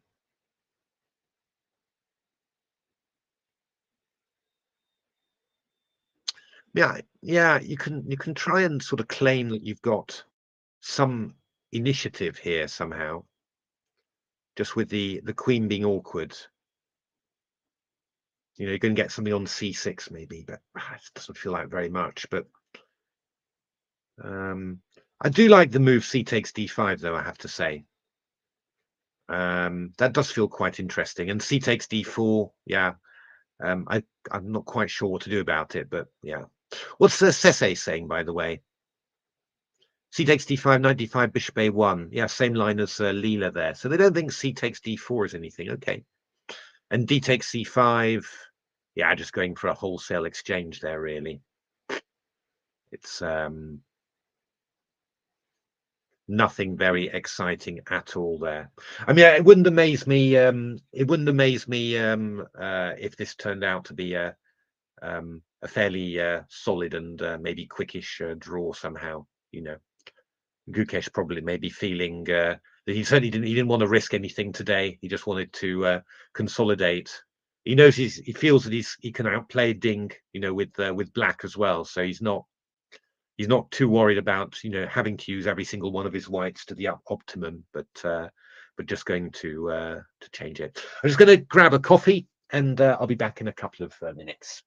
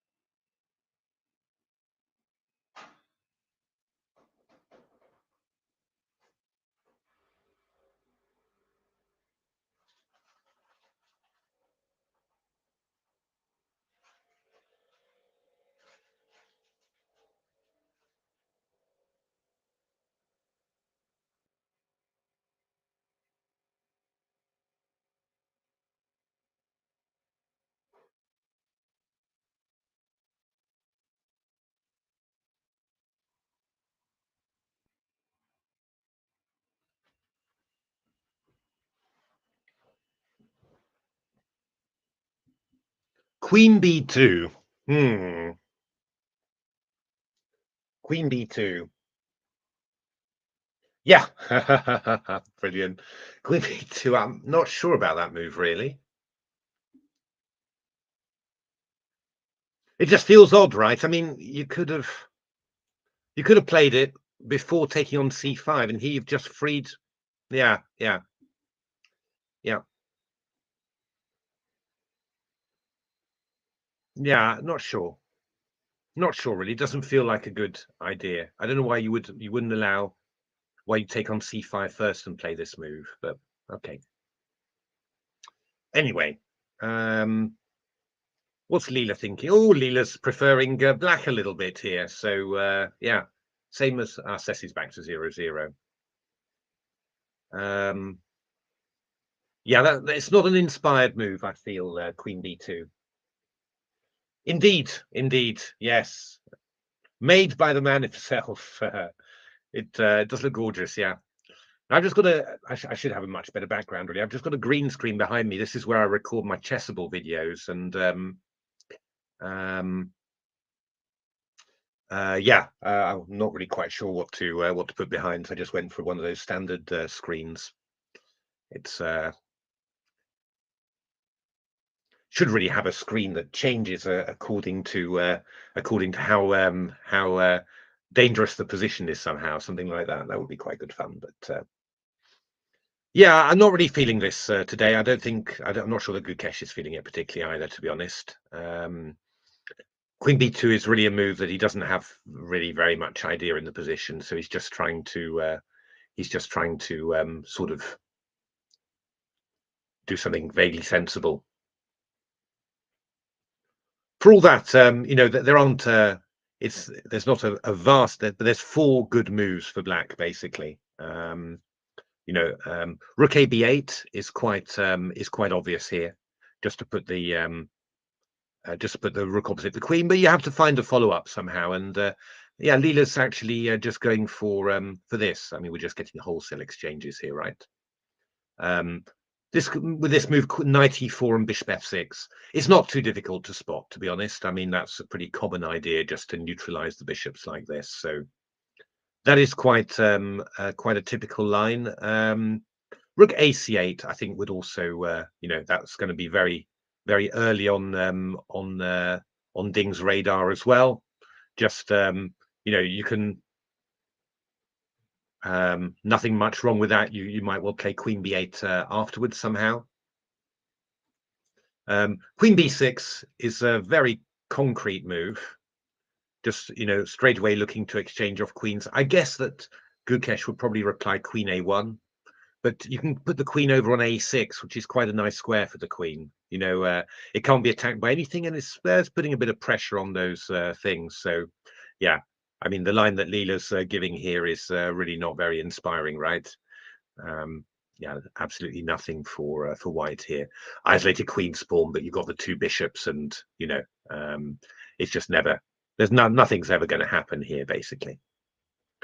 So yeah, three very good moves for black here, and yeah, I'd expect that Ding would play one of them. Knight e4 is a little bit worse. That feels a little bit like rushing. There doesn't seem much point to play knight e4 immediately. I think putting the queen to a1 is a bit worse. It's definitely going to improve the black position to chase the queen back to a1. Because the queen's attacking the bishop on b7 at the moment, which is a bit annoying. So yeah,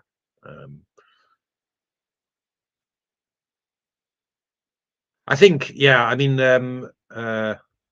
this idea of Leela's looks incredibly sensible somehow, and you can see again what Leela's aiming to do there is Leela's going to end up putting the queen on a6 here. It's just it's a well-known square. Right? It's a well-known square in these positions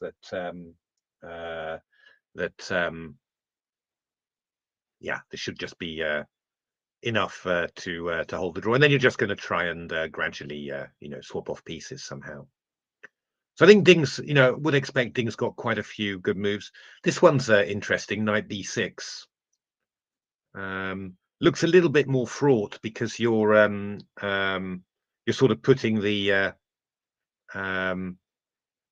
the knight can be pinned, but you can actually break it quite easily, and this is also nothing very much for white.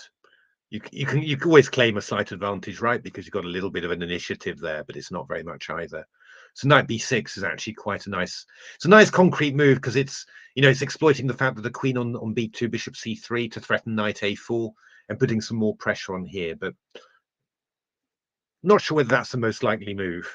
Knight b6, bishop a5, you feel like, oh, do I have to start calculating stuff somehow, Um, but it is a very nice way of saying if you decide, oh well, I can calculate it. It's a very nice way of saying to white, yeah, this last move of yours really don't believe it at all. Threatening knight a4, putting more pressure on here. So yeah, bishop a5 we take on c4, and it's just kind of hard to see what. I mean, it's kind of forcing, right? You take on c4 here. You're forking these two. So rook c4, queen a5, queen b7. This is really forcing. I suppose the point is whether you believe in this position. I mean, threatening queen e7. You've got some knight e5s coming in. Maybe optically this looks a little bit awkward somehow. Bishop f8, knight e5, hitting f7. So yeah, Leela suggesting knight d7, which is a good move.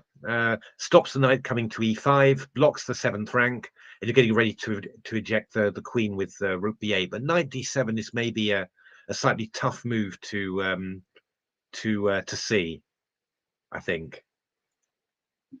What Leela's saying is that after knight d7, you've got to go queen b3, we go rook c8, and then there's no problem at all, right? This is just really very equal. But I think that knight d7 move might be a little bit of a toughie to be sure about, So I don't think that knight b6 will happen. I think rook b8 or rook c8, yeah, rook b8 with this plan of knight e4 and bishop f6. It's quite a natural human plan, to be honest. This is really what this is the sort of thing that you're always doing in these positions, just putting a knight on e4 and then getting ready to swap the dark squared bishop. So farming fish in that pool. Yes, if you see sharks jumping up from time to time, you know what I'm doing. It's But okay, let's have a look at rook ac8, because that seems to be a little bit less dead than the others. And Leela's saying knight e5 there.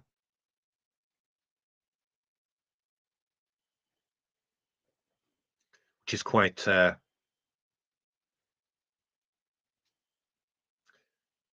e5.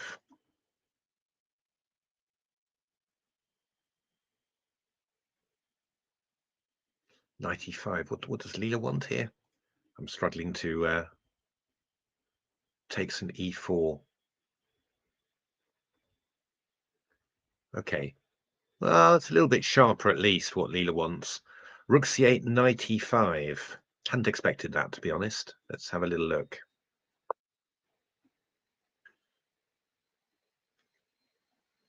So yeah, knight takes c5 is one idea, but it looks a little bit sharper somehow. Yeah, I mean, I guess the idea is that if you go e takes d5, I'll go e6 here and cause some sort of problems, because d4, bishop d4, there's a pin there.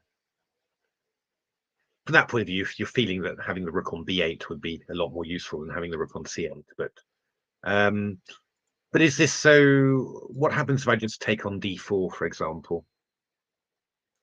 The annoying thing about it is that, yeah, d takes c4 allows queen b7, so you're sort of thinking, oh, I should have had my rook on b8, really.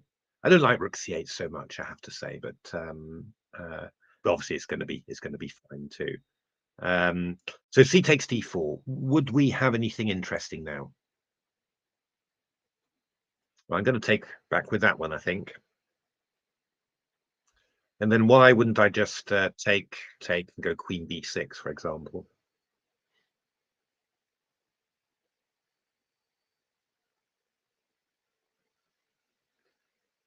As always with these things, I mean, you might be able to claim that you can get some sort of advantage by targeting this pawn, but I mean, it's going to be, it's going to be minimal, right? I mean, there's nothing else right after c takes d4. I mean, I don't. No. Bishop d4, knight e5, bishop e5, queen b6. I mean, I'm not even trying very hard, right? I'm just randomly. I mean, I suppose you could try queen a1. That's possible. With the idea of d takes c4, you've got rook b1, which is sneaky and nasty. That's definitely true. But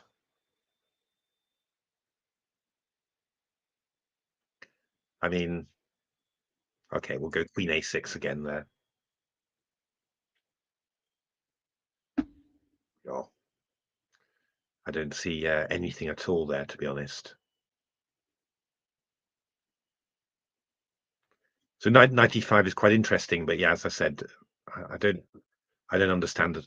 I mean, Leela's line is really nice, but I don't really understand it unless we have c takes d5. Is that the there we are. That is the miracle move. Oh, that's annoying then.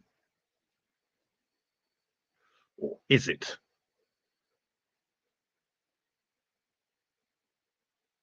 Yeah, I guess it is annoying.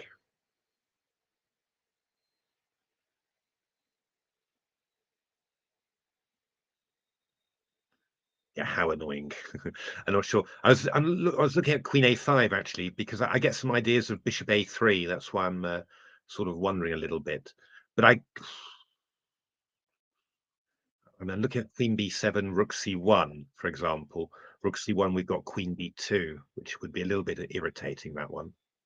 Because bishop e3, I've got queen b4, and I'm defending everything. So that would be annoying. I don't think I can take on b7. That's not possible. If I take on c8, then we'll take with the bishop on c8.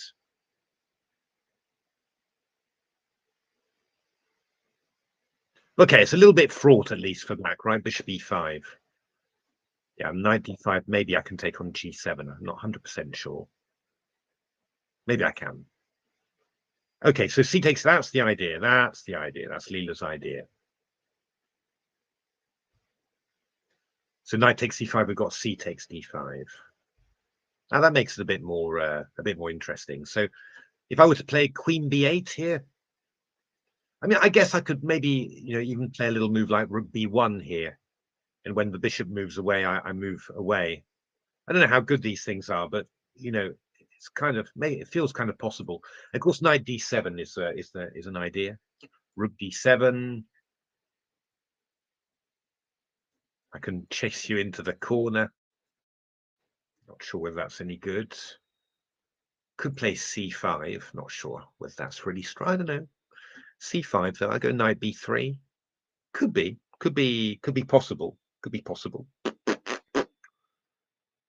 Possible. And this rook c8 95 idea of Leela's, I'll give Leela credit. That's not so silly.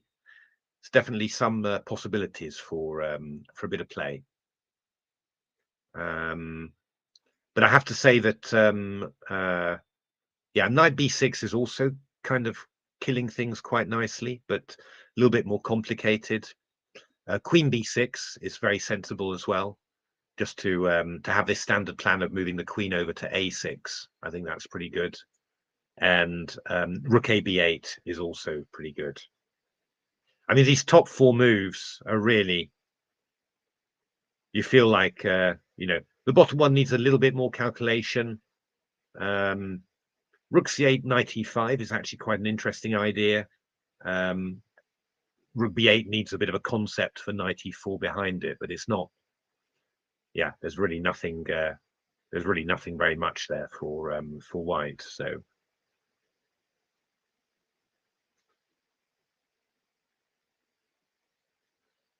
So yeah, no, it's not looking very exciting. But Ding's spending a lot of time. But I think he does. I think he really feels that you spend some good time. You do just play it accurately.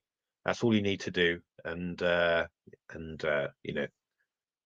it won't matter whether you've got 20 minutes left at the end. The position will be so trivial that you'll make a draw easily.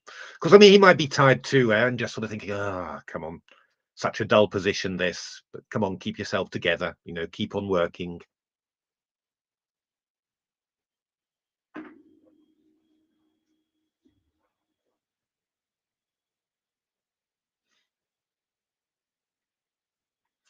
Let's have a look at another line. I mean, you could play d takes c4 as well, actually. As black, we haven't looked at that one. Doesn't look so crazy at first sight. Obviously, you've got something attacking this one, but it doesn't really look that bad. I guess we're going to go knight takes c4 though. And we're thinking about going bishop a5 and hitting these guys. That's why it's annoying. Because normally you'd like to move your bishop out of the way simply, but yeah, bishop d5, we've got bishop a5. So going to be winning the exchange. Maybe that is going to be a little bit awkward, actually. I mean, I can do this knight b6 idea again.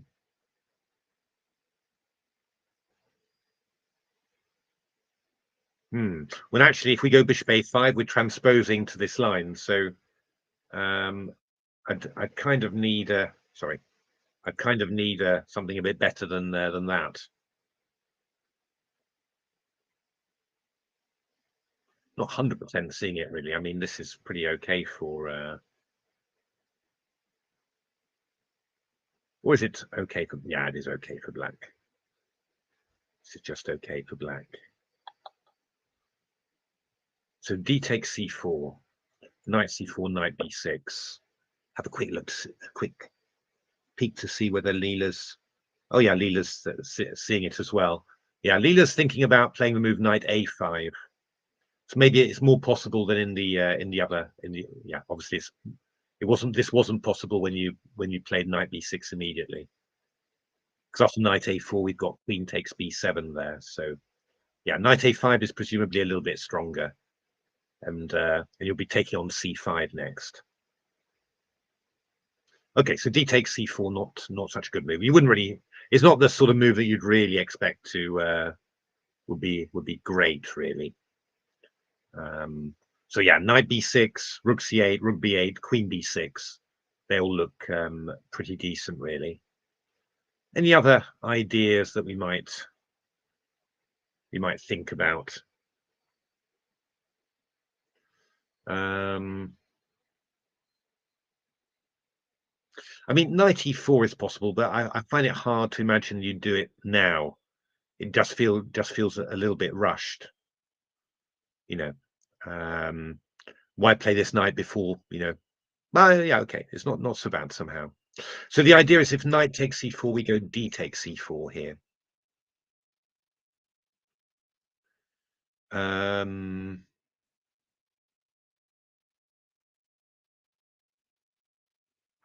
Interesting.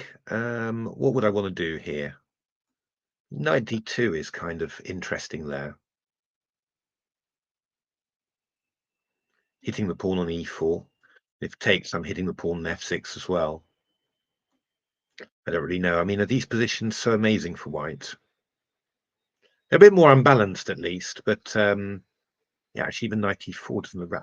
I suppose I could go c takes d5, maybe.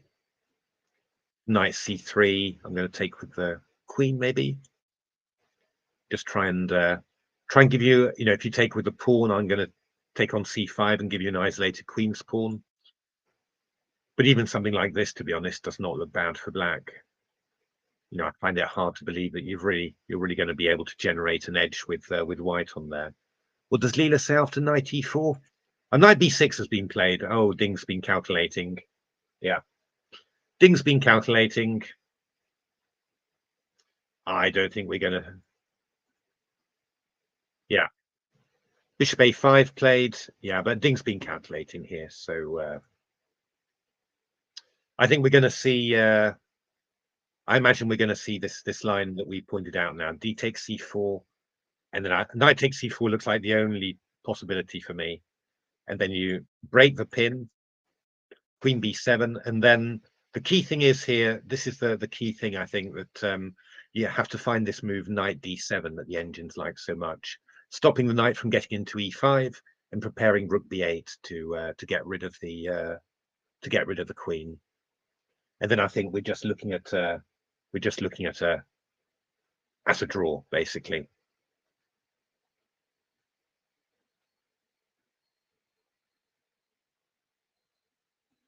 quite, yeah, it's reasonably subtle actually, because takes I take with a knight on c5.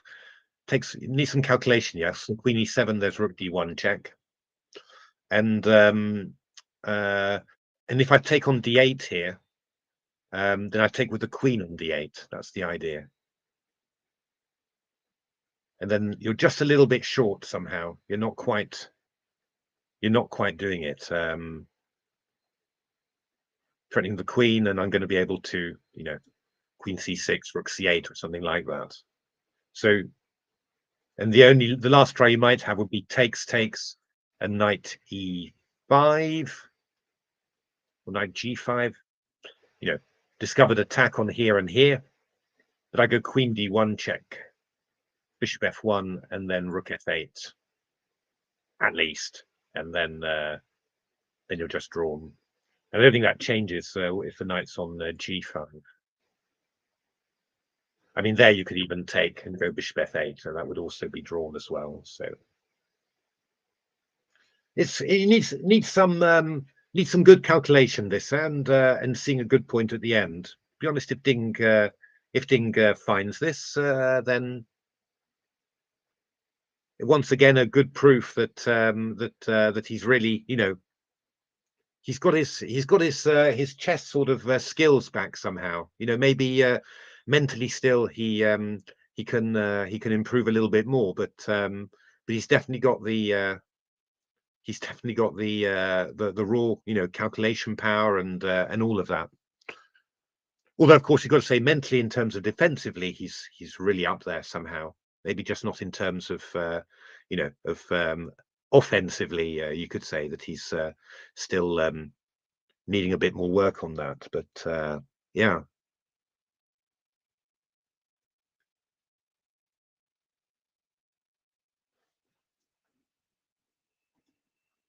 he's thinking again. Maybe a bit surprising after a long think to be thinking again, because it's a very obvious move, bishop a5. But I think he's probably just checking his lines again. You know, I can't imagine he'll play any other move. There's just no point in playing knight b6 if you're going to play another move now. Why would you self-pin yourself if you can't resolve it? So I think he's just sort of checking his lines. But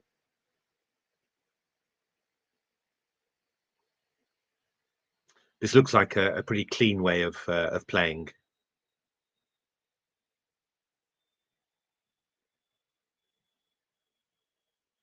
Maybe we'll find out in the press conference afterwards that Ding will say, "Oh, I missed bishop a5," but I don't think so. It's kind of.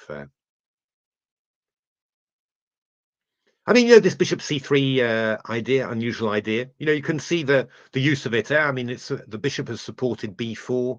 This bishop c3 move on move 10. The bishop has supported b4. It's moved to a5. I mean, the bishop's done its best somehow, but it's just these Catalan lines are so solid, very difficult. Yeah, 40-minute time difference. It shouldn't make any difference at all, assuming Ding is going to calculate d takes c4 and play it. Because the position, well, we're going to play quite a few moves and exchange off quite a few pieces. Before you know it, you'll be on that move 22, 23, and with a much simplified position. So that should be okay. The one thing that I'm noticing, though, looking at the Leela line, is Leela's not seeing it going completely. I was sort of assuming that very quickly you get a c takes d4, and that would be it. But Leela's not seeing it going down completely. It's finding some ways to stop black from going c takes d4, and black ends up playing c4, which is not super sharp, but they're still playing the position, right? This is more now. It's getting resolved, but this is quite sharp still. So maybe I'm being just a little bit. Oh, you want to take with the rook on c4? That is exciting. That's a little bit bananas.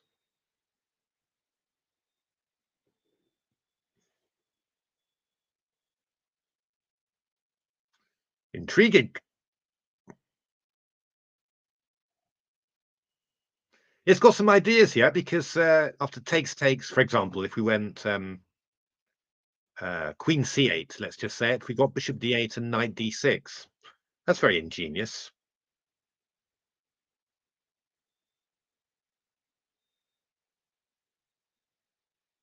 I mean, yeah, I mean, I'm sort of worried you're going to get hit by a move like bishop a6 and bishop e2 or something. I find it very hard to believe, but it's a very, very ingenious idea, rook c4, I have to say. Maybe that's why Ding is thinking.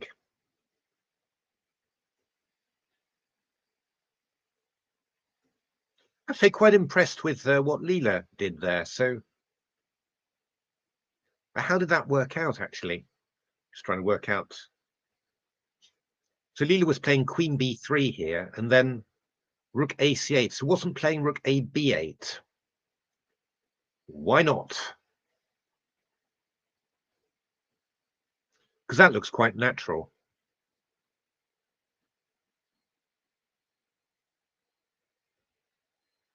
In all fairness, knight b6 also looks very natural here.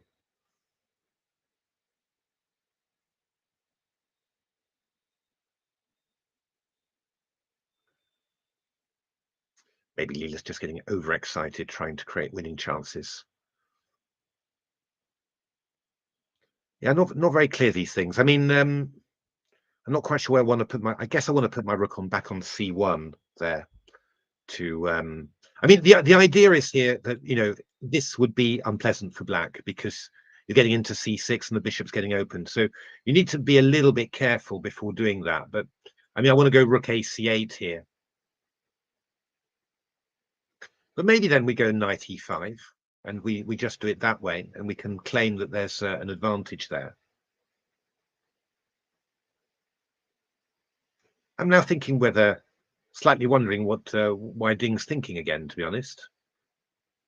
I mean, just to quickly check your lines again, but it's a little bit strange, isn't it? Another 8 minutes on this one. I mean, maybe he's just suffering a little bit as well, or he's found a detail in this line that he doesn't particularly like. But well, I guess that there are some chances for white being better here. I mean, Ulf Anderson would love this as white somehow, of course. So maybe knight bc6, knight b6, rook cc1. I mean, you could play c4, of course. So that's always possible. But yeah, okay. Then we've got some imbalance in the position, which is not so bad. And this pawn is more likely to be a weakness in the first instance than a strength. But again, I'm not sure I'm claiming that white is better here, really.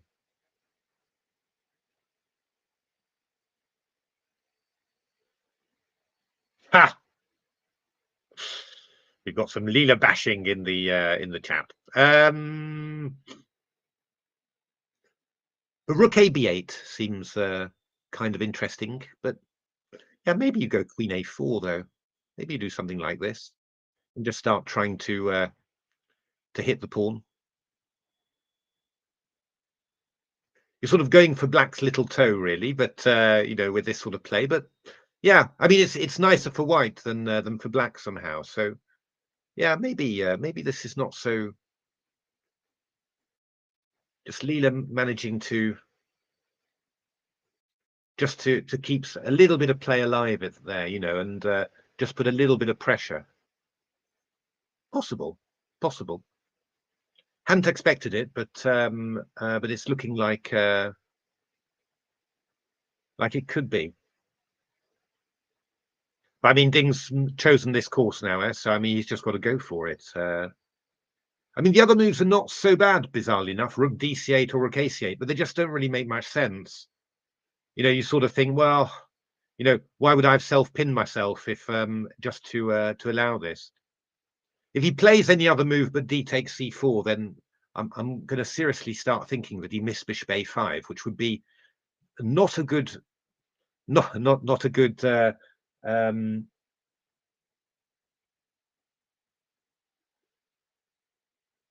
BT4. Oh no! What has Leela been doing?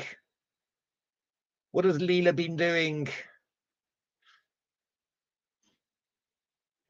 Yeah, if he's missed bishop a5, then I'm not sure he's not in a great state if he's missed it somehow. It's impossible to miss bishop a5. It's the one move it's the one move you'll notice somehow.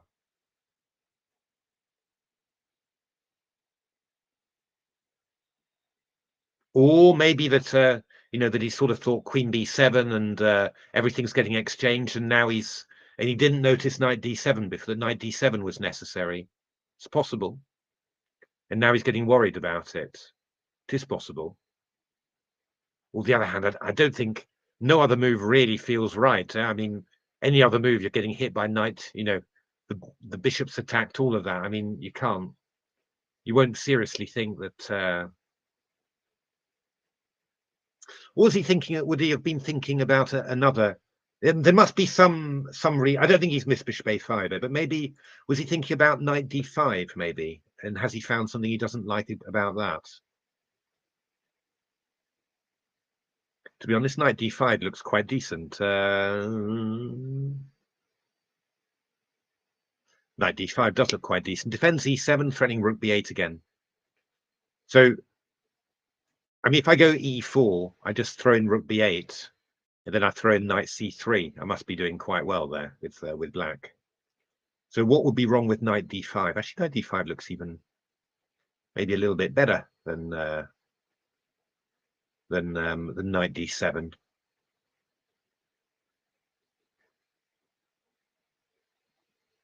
All right, let's go for knight e5. We're going full war. So rook b8, we're going to play. Yeah, in general, quicker time controls Ding is a bit better than Gukesh.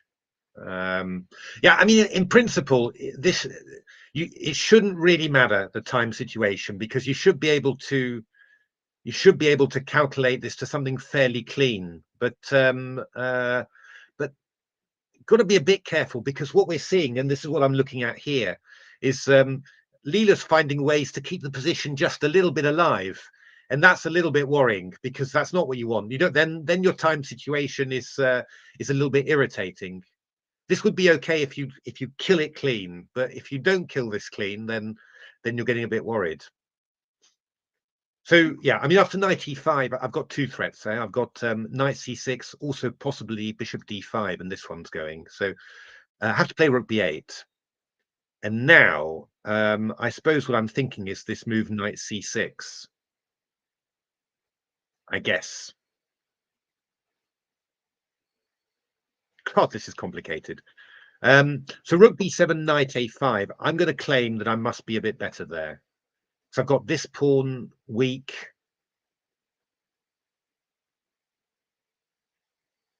I must be able to do something with this. There's too many. There's too many things really happening there. So I wouldn't recommend this one. Put it that way. But after knight c, I'm wondering about queen a2 in this position.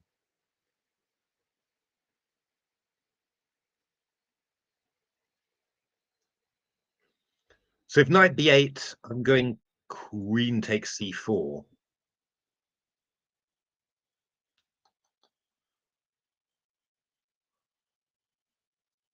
This reminds me of a game I played. Yeah,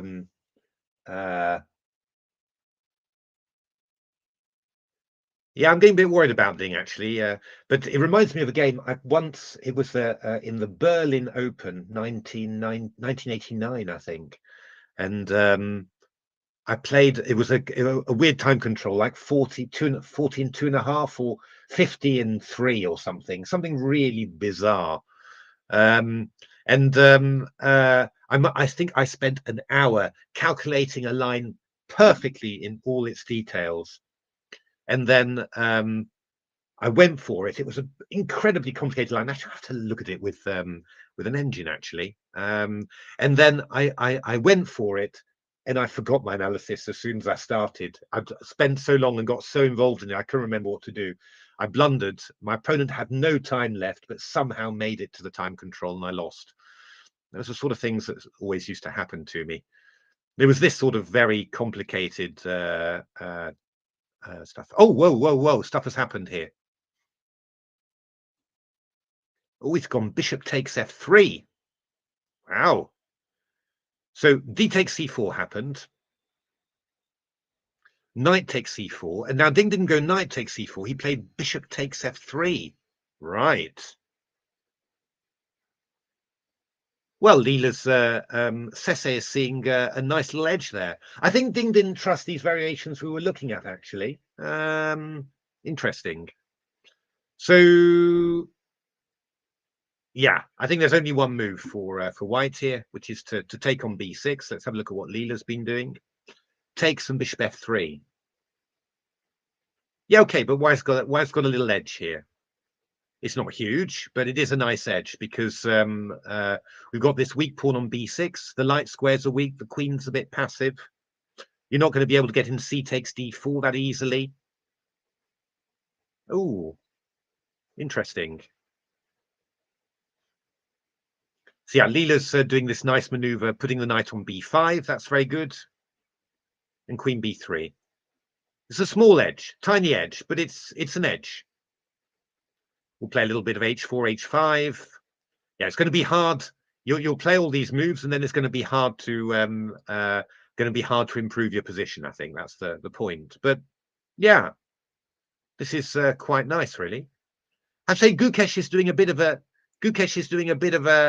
ding to Ding actually like this. You know, he's just going for not very much, and he's just letting Ding worry about it somehow. Yeah, it's a little edge for white. Just those light squares are a little bit weak. The pawn's a little bit weak, and black's not getting c takes d4 in early. But in principle, yeah, I mean, let's be honest. I think that Ding had better than this, but let's be honest. If you're talking about has black's opening been a reasonable success, has he managed to get out of there alive? I say absolutely he has. Yes, no, not a problem there. So you know, that's not exactly a disaster for Ding, but it's just weird that he had this sudden change of gear somehow. Yeah, I mean he thought for 18 minutes about knight b6.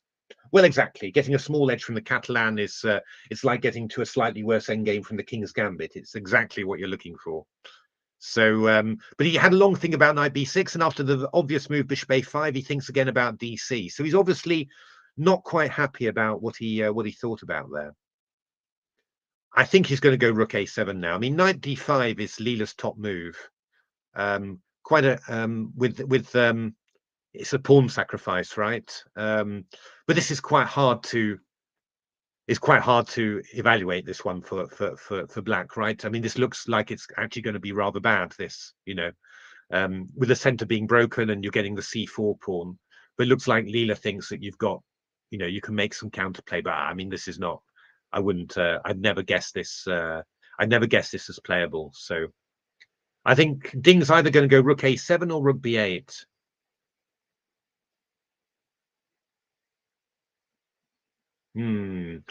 He's thinking again. I think that this was his emergency break somehow. I think this was his emergency break. I don't think he's looked at this very much, to be honest. I think he's got worried about this knight takes c4 idea, the stuff that we were looking at, and he decided, okay, well, I'll play bishop f3, but he hasn't decided on a rather something that you can definitely spend a little bit of time about whether he's going to put the rook on a7 or the rook on b8. Because on a7 it feels a bit more active, but you might get caught. You might get your rook stuck. If you play your rook to a7, the bishop's cutting across, so you might get this rook stuck. It might not be able to get back into the game, although it feels more active hitting the pawn on a2. But rook ab8, there is stuff like knight e5 threatening to come into c6, for example. When Leela's saying you've got to go rook bc8 and sidestep. Fair enough, but that doesn't feel particularly comfortable. So, I'm not sure. Yeah, I think Ding's working himself into a bit of trouble here. Actually, he needs to gather himself together to hang tight and just and just somehow work things out, because yeah, I mean, Gukesh is it will definitely try to avoid simplification. The nice thing is that it's not very easy for black to play c takes d4 and create the exchanges, because just at the moment, just the way that that everything is, so that is actually very, very positive for Gukesh. But that's really what we should be looking, because I'm sure that's what Ding will be looking at. I think I would play Rook. I think I'd see Rook b8, knight e5, and I'd just think, oh, I don't fancy allowing a knight onto c6. I'd look for Rook a7. Although, come to think of it, why doesn't knight e5 work in this position?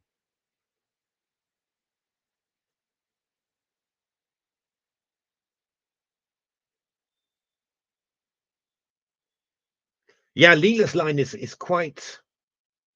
Leela loves sacrificing pawns for counterplay and all of that. But it must be. I'm wondering all of a sudden why after Rook a7 I can't go knight e5. What's wrong with that?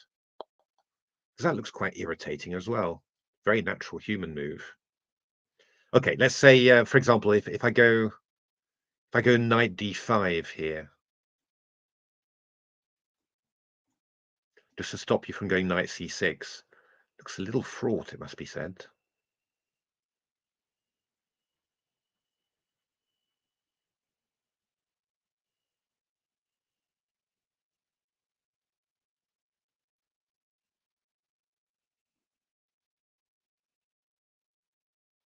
The nice thing, actually, about all this stuff is that you even start getting, not this won't be what he does, but you even start getting ideas like, just here and then taking on c5, and then you'll have a passed a pawn and a weak c pawn to aim for.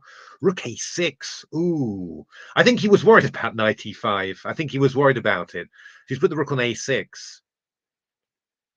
It just feels weird putting a rook on a6 when you when you're weak on the light squares. It just feels loose. But 0.47 for Sese, little jump there. So what are the engines saying here? Yeah, I mean, I think maybe what Ding is really aiming for, he wants to play this move c takes d4, right? I think that's what he wants, and then he wants to have everything protected and not on a forkable place. So, yeah, okay. I mean, we're still talking about quite small edges here, but obviously Sese seems to be getting more interested, and Leela 25.4. I mean, that's a big difference to before. I think we're going to see quite a big thing here from Gukesh. So I think you need to be quite precise here, unless he's feeling very confident. And so, I mean, Leela's looking at knight e5, which kind of makes sense. Just aiming for that c6 square. But Leela's plan is not obvious to me. So bishop f8. Well, I mean, actually, what Leela wants to do, Leela just wants to leave it like this. Basically, you put the knight on e5. It's threatening c6. The bishop goes back to f8, and now Leela's just gonna just. Oh yeah, I can use that. Leela's gonna elevate its position. So yeah, I've mentioned this loads of times, so I do forgive regular viewers of the stream, but just in case you haven't heard it, but there's a book by a guy called Shashin, which is how to find the best move in any position. This game is too exciting now. Well done, USA. That's how to find the best move in any position. And what he coins 3 algorithms. He calls them the Tal algorithm, the Capablanca algorithm, and the Petrosian algorithm. And he says that there's 3 different types of position: attacking, positional, and defensive. And you've got Tal for the attacking position, you've got Capablanca for positional, and you've got Petrosian for defensive. And you should think like them in those types of positions, and they will help you find the right move. Not for the streamer, no, of course not. So yeah, he also does a lot of work with formulas, which I don't really understand. But what he says about Capablanca, he comes up with all sorts of interesting things. But he said that what Capablanca did with his position, when he had a good safe positional advantage was he seemed to take his position and just move it forward a few ranks. And this is what this line is doing. You're playing h4, so moving the pawn forward. And then he said you're always moving his king forward off the second rank, elevating his position.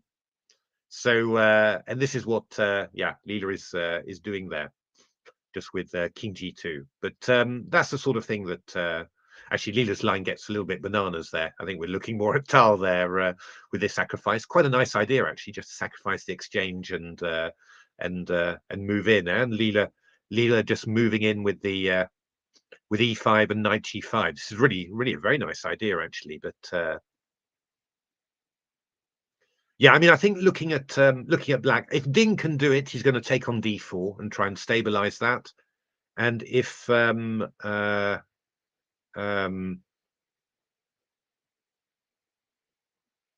I mean, if he can't play c takes d4, maybe he's going to look to play knight d5, like Leela said, and maybe play the rook over to a8 and attack a2. That would seem like quite a reasonable plan. I just sorry, I got distracted. I just saw something bananas actually in Leela's PB. So e3, which looks very sensible, and then Leela claiming that we can play c takes d4, which looks kind of bananas, right? So Leela playing knight a5 with a discovered attack on the queen. And the idea is that wherever the queen goes, we get a fork, either on c6 or b7. But then the idea is that Leela plays the intermezzo, Zwischenzug. I keep on making a publicity for Natasha's book. Bishop a3 here. And after queen a3, we bring the queen back to b8, and then we're going to pick up the knight. That's quite amazing. The tactics continue, though. We get rook takes queen c3, rook a5 and here, and then black's going to be absolutely fine. That's a bit of a bananas line. I wouldn't be surprised to see e3 from Gukesh, to be honest. That does look like a very natural move. I mean, if you're asking me, you know, what are your plans going to be, I would say I'd go e3, maybe queen b3, a4, you know, that sort of thing. Try and tie down that pawn on b6, and just you know, hold the position, and we'll work it out later. So intriguing to see that Leela thinks that c takes d4 is possible in a lot of cases. e3 would be a very natural move for me, put it that way. I think the looking at it as well, I think the idea is that Ding's idea is if knight a3 coming into b5, he can actually play the move queen a7, which is quite nice and sharp there.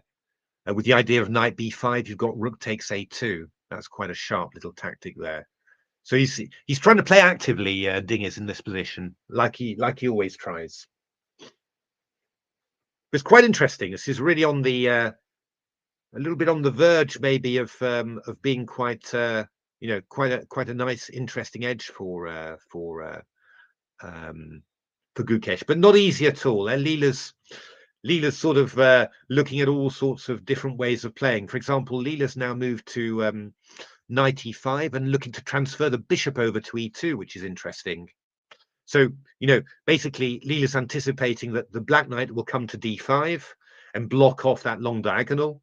So Leela's gonna come around with tempo because the rook went to a6, and just establish itself on the light squares here, and go for this sort of thing where you've got this this weak pawn on c5 and a passed a pawn. It's not huge, but it's a living. Yeah, it's quite nasty. I mean, Magnus would be quite happy with this, right? And I mean, you can definitely start seeing problems, right? The king side's weak, the pawn's a little weak, e4 will chase away the knight. I mean, this would not be pleasant, right? This is quite nice play from Leela there. Yeah, I mean, this needs some quite good positional skills. This for White. I definitely think that Gukesh is going to spend about 25 minutes here, thinking and trying to work it all out. Maybe that's not a good idea. Maybe you know, I don't know. Maybe a Magnus would just spend you know, 10 minutes and just understand where he's going to put his pieces. But I think that, you know, the key parameters really are that the black would like to equalize, straighten out the position by taking on d4. And there do seem to be a few tactics there, but it's not, it's not completely trivial. Would be quite hard to spot a few of them. For example, this e3 c takes d4. It seems to be possible, but very hard to spot. But that's what Black wants to do: flatten out the position. He's also given himself the chance of counterplay with Queen a7 by playing the Rook to a6. I think that's been Ding's idea. And yeah, White wants basically to stop Black from getting counterplay with Queen a7, and he also wants to prevent Black from playing c takes d4. And the light squares on the queen side, that's where the action's taking place. C6, b5, and you're tending to see the knight occupying either b5 or c6. What Leela's sort of shown quite nicely is this key defense for Black of playing the knight to d5 just to shield the light squares from there. And then you can see from the arrows, it's just saying, well, put the bishop on there then, and we'll look at the c6 square from the b file like that. And obviously the bishop's moving away from the king, so it feels like you're weakening the light squares, but there's no danger there at all, so it doesn't really matter. But it's all about playing on the light squares. And the other key thing is that Ding was probably a little bit worried about knight a3 to b5 happening. Probably if he played rook a7, he was worried about knight a3. So this move, rook a6, has given Black the possibility of meeting knight a3 with queen a7. That's why he put it to this slightly unnatural square, Yeah, he's got a few things with his position that aren't great, really, But I think Gukesh has got a lot of tempting possibilities, and I think that he needs to just work out which one he wants to use somehow. It's not a big advantage. Yeah, I mean, Sese is saying 0.30, Leela's saying still 68.7% chances of a draw and 22.9% chances of a win. So not huge, but it's definitely shifted towards White. It's a nice position. Again, Magnus would be licking his lips about this one. No danger at all. Look how safe the White king is, and just some nice light squares to torture. In principle, Black's got no chances for a win, nothing at all here. So that's and some tricky decisions to take.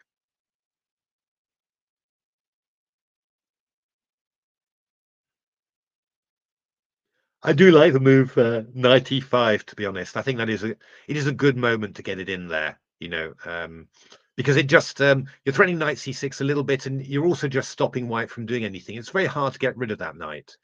So that really feels like a good one. And then e3 feels like a very natural move as well. To be honest, for me, the difficulty would be after knight d5, trying to work out what do I want to do here, that would be and I could think of all sorts of things I might want to do. Not necessarily, I mean, queen b3, would be a move I'd probably think of quite naturally. Just get in touch with the light squares a little bit more. No need to play bishop b5, because I mean the queen, not clear where the Black queen's going. I mean, queen b3 would be a very normal, natural move, I think, as well. Queen b3. So yeah, probably the next couple of moves. If White plays knight e5 and e3, he's probably got a nice platform there for doing stuff. Yeah, Ding's got to be a little bit careful here. He's got to try and play some moves a little bit faster, I think. Got to settle on his defensive structure and just play his moves, because he doesn't want to be too short of time. Oh, queen b5. Wow. That doesn't look right, really. That doesn't look right, but he's just trying to win a pawn, actually, yeah? He is just trying to win a pawn.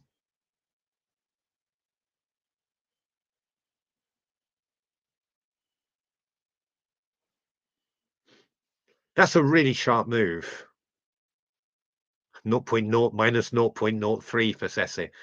I mean, that feels like it's yeah.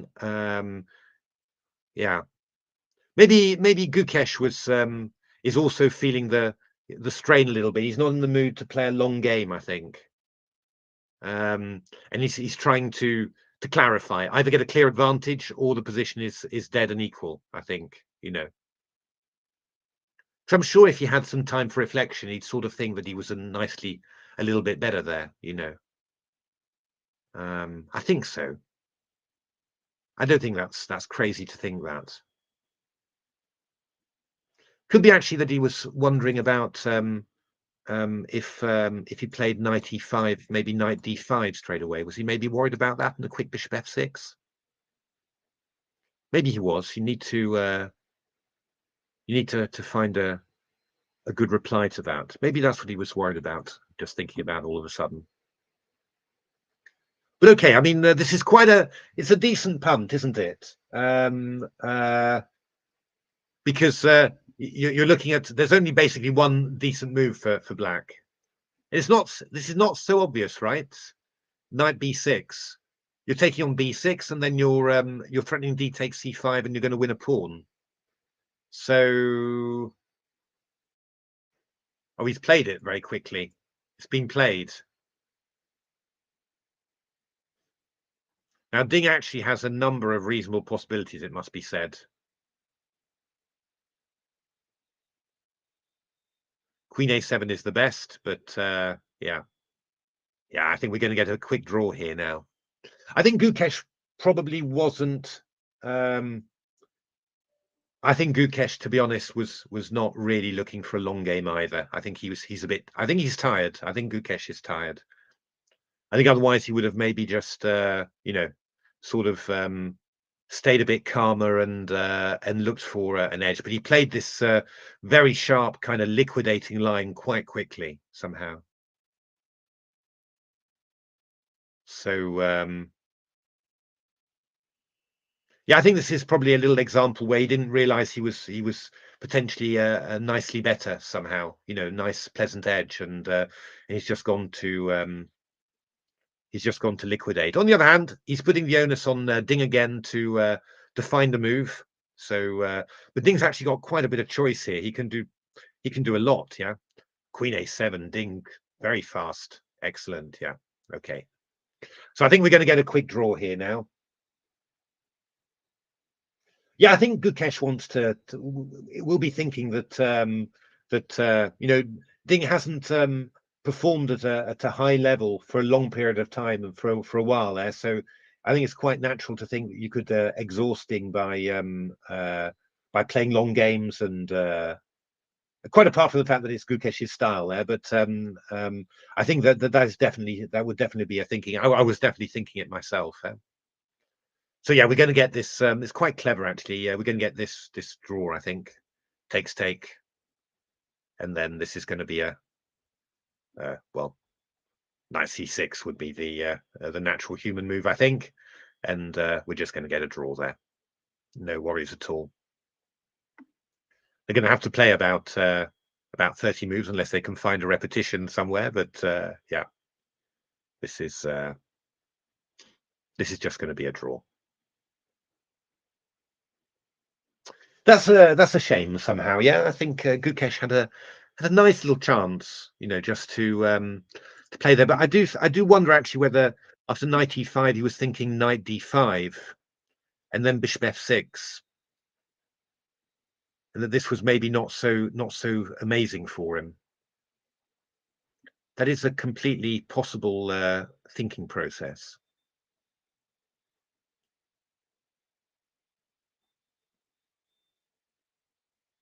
Could even be slightly worried about d takes c5, bishop f6 there, for example, although, yeah, queen b5 would be good here, so that's not really the case.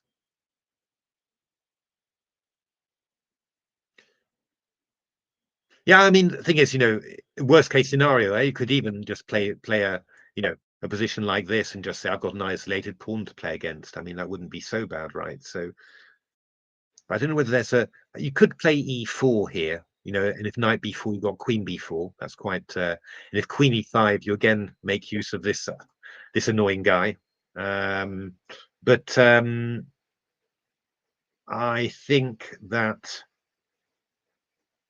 After e4, you possibly go back. Oh no, then I go d5, I think, and I'm really going to get the knight onto c6 there. Possibly. Could be quite dangerous. Not sure. Not sure. There must have been something that he didn't particularly like somehow, you know. But I think here we're now going to see. If I was Gukesh, I'd just take on c5, right? I mean, we're not going to make a.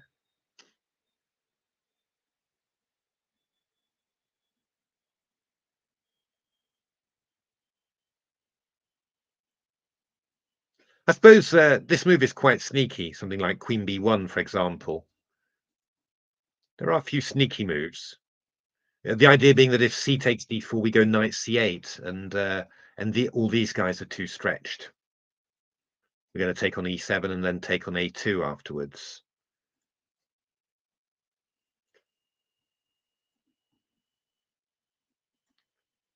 That is quite a. I mean, Leela's also saying Queen b3, but I'm not quite sure why Queen b3 would be better than Queen b1 somehow. But um, yeah, Leela's still, that still offers some. I think there's probably quite a few ways of playing. Leela's saying Rook b8 and Rook a5. So just getting the Rook out of the way, and now you're aiming for that c5 pawn, and basically you can protect it, but you get rid of the back rank make threats, and then you do the sacrifice, and then there you are. Just equal that.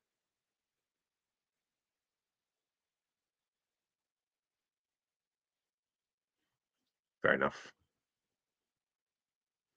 But maybe Gukesh will try Queen b1 or something. That looks like quite a nice one. Because would there be anything else? I mean, you can't take on d4. That's clear. I don't know whether it makes a difference. I mean, you could play. Oops, sorry. Queen b1. I mean, you could just play Rook a5, for example. I don't know whether that would. Does that give white anything extra? Just with the idea d6, c5, Rook b8 transposes. Probably not. Rook a5 is probably fine too. Well, you could play d5 maybe, but that wouldn't. Oh, that would. You claiming it? Oh no, wait a minute. We've got to watch out for Rook b8 there. You even lose it, of course. Yeah. I mean, I can go knight c4. I could even go Rook b8 or something. I don't think this would be particularly scary. So I think there's loads of ways up to Queen b1 to play, but Queen b1 might be worth trying. Just.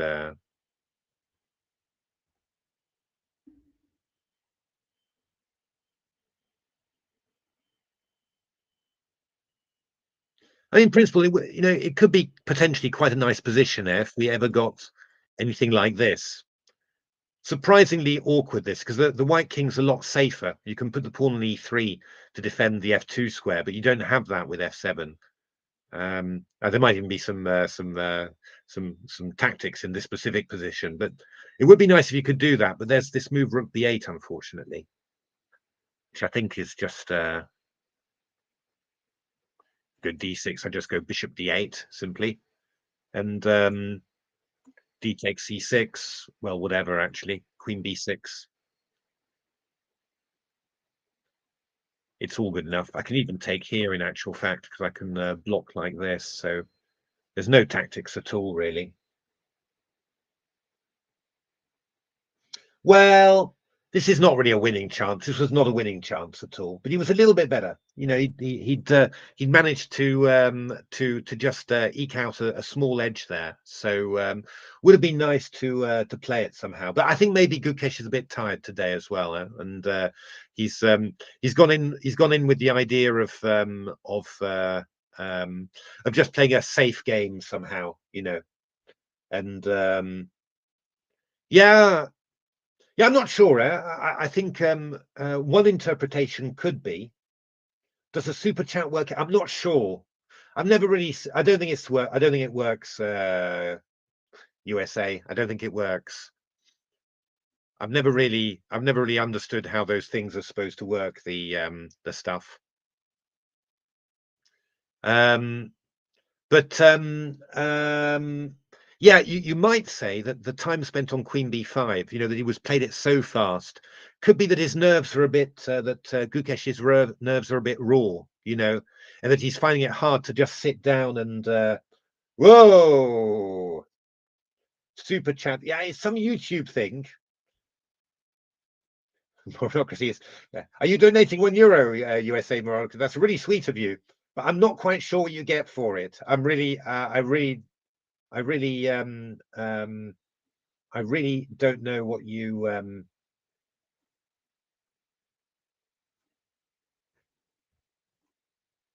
But do you get your messages highlighted or something?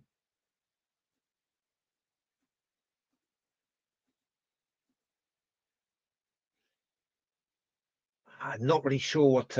Oh, there was a special setting. Wait a minute. Where I can just see how it works. I could do something special actually, which is put the chat somehow. Oh, overlay. There we are. Yeah, there we are. You see, I can get the chat in the in there. Thank you very much. Thank you very much, Moronocracy. I'm not quite sure what it's doing, though. Not quite sure what you're getting. I thought Super Chat should be something where you can get your messages are highlighted all the time, but it doesn't seem to be happening. So I really don't know. The documentation and the way that it looks in the YouTube interface is really mysterious. So I just sort of gave up, really. Oh dear me. Sorry about this, USA. Don't get too involved in it. This is just YouTube it's not like Twitch or anything. It's not really not really that well set up for this sort of stuff.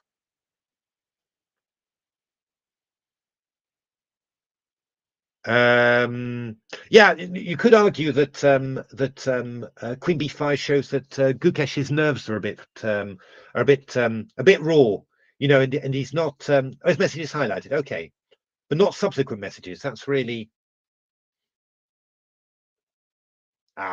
Thank you, thank you, USA, thank you.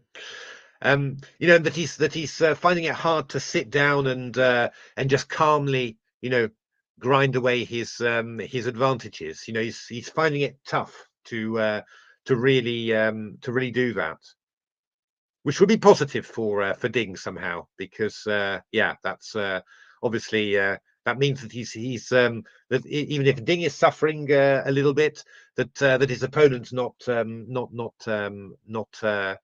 it all his own way either. I do get the feeling somehow that Gukesh's plan today was to play something that he knew, something safe, and not take any risks. And if there's a gift that's to be given by Ding, then he will take it. And if there isn't a gift, then he will just take the draw, have a rest day, recover the nerves, and that would be perfect, Hanky. It's I think that's kind of his approach today. Otherwise, I think he would have looked harder at move 20, to try and make a little bit, because I think you feel that there's definitely a nasty little nibble there. I mean, it's for a Catalan player, a position with a nice light square bishop and control across the diagonal and all of that feels nice, right? I mean, this is trying to cash in immediately feels a little bit like a bit it feels a bit nervy, that's what I'd say. But must say Ding calculated Rook A2 and Queen A7 maybe he calculated this. Maybe this was part of his calculation somehow. For Ding, he's calculating some lines incredibly well. But Queen B1 feels like quite a nice idea somehow. That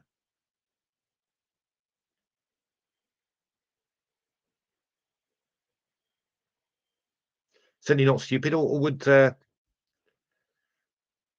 What are we saying? Queen B1. Rook B8, D takes C5, Rook A5. That's what we were saying. And then you're just going to grab this pawn somehow. Of course, maybe Gukesh could also get a bit worried that he's going to end up with the bishop taking on C5, and then he's going to be losing a pawn on F2 somehow. So if he wants to play safe, he should just play D takes C5, and then there's just nothing wrong. Oh, right.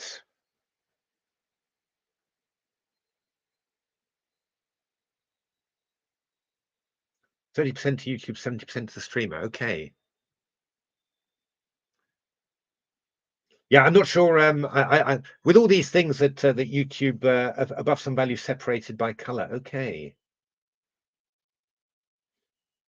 Yeah, yeah. Never really. I've never really felt that these are incredibly exciting somehow for viewers. I do have to confess, I don't really feel I'm offering full value for money there, really. But yeah, but none of this can't go wrong. I mean, you'd have thought that this might be worth punting for Gukesh. He's spending a very long time. I think he's. I think both players are. All right, thank you, F. Burton. Queen C6. Let's have a look at Sese then.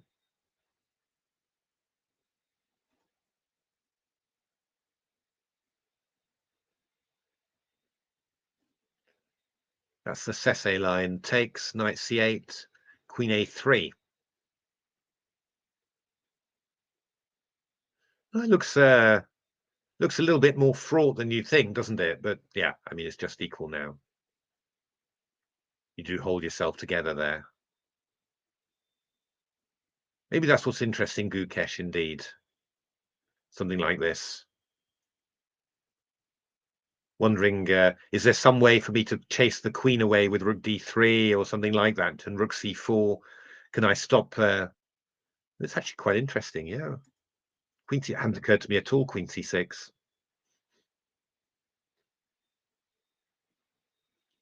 I mean, I don't, yeah, because you're threatening knight c8 by yourself there. Ah, so c takes d4, knight c8, queen a3. So rook d3 would be the obvious one, yeah? And then you go queen b4. And then I really want to go rook c4 here. That's what I want to go. Oh, actually, yeah, rook c4. Maybe I can just do this, and oh, I've maybe got to watch out with this one as well. King h3. Ooh, bishop f8. This sort of feels like it's going wrong for white. But maybe after queen c6, queen a3, maybe I can go. Well, let me throw this one in maybe, and then something like queen c7. Well, I can imagine that Gukesh spotting this and suddenly feeling a bit interested.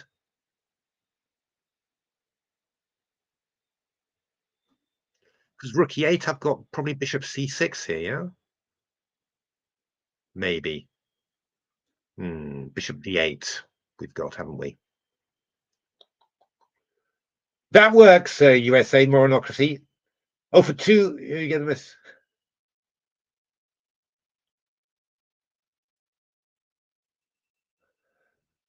Wow, thank you, USA.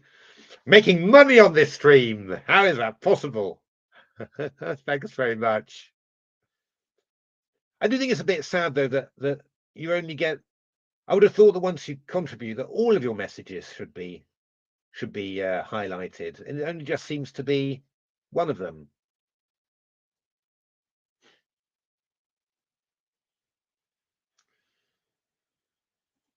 Well, queen c6 is quite a risky move, I have to say. It's a little bit challenging. C takes d4, knight c8, queen a3.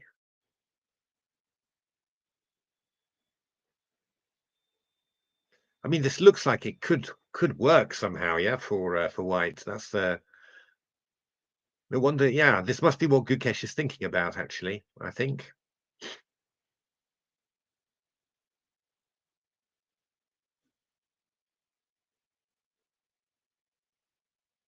because you'd be risk it for the biscuit. Um, Queen c7. If black plays, you're threatening these two. If black plays king f8, I think we go rook d3 and rook b3 here, which is just winning on the spot. Takes check. So you've really got to play either rook d7 or rook e8. Rook d7 looks unbelievably risky, but maybe you can do it.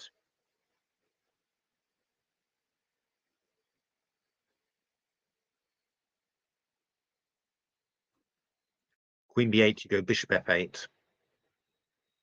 I think you're surviving. I think you're surviving in too many ways. And if we go rook e8, yeah, rook e8, bishop c6 feels tempting, but then black plays this move bishop d8, and you'll get out of the way with rook f8, and you'll be absolutely fine. It's vaguely tempting, but it's not good enough. I think it's not good enough, and not quite tricky enough to be worth it. I think. Yeah. Whoa! Oh, USA! Oh, come on! You're just giving away your money here. Thank you very much, but that's crazy. Uh,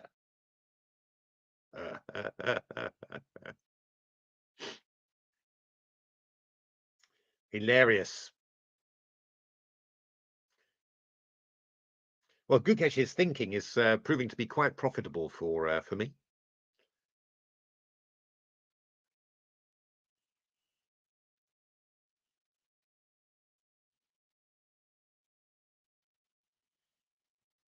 You've got to say, I think Ding's tactics are maybe coming as from time to time as a bit of a surprise to I saved on lunch. It's I think that Ding's tactics are becoming are a bit of a surprise from time to time for Gukesh.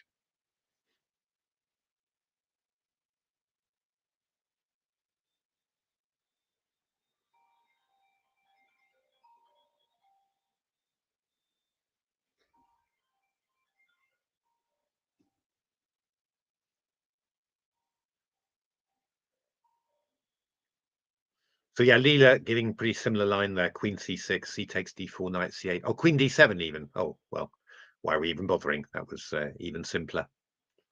So nah, there's nothing much. I think queen b1 would be d takes c5 if you're fed up. Upgrade your swimming pool next game. Laptop with 4070, fast enough to beat any of us with no difficulties. It's Leela runs 4070 is very good.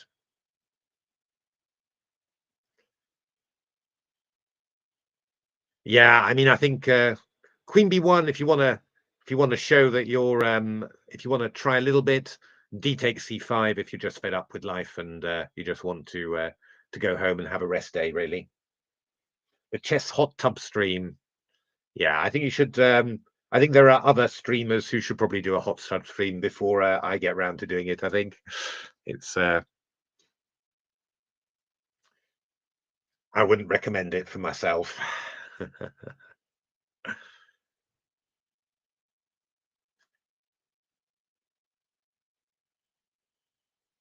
Mental bleach required. Yeah, not a good thing to think about. I think Gukesh should be moving now, to be honest. I think he should be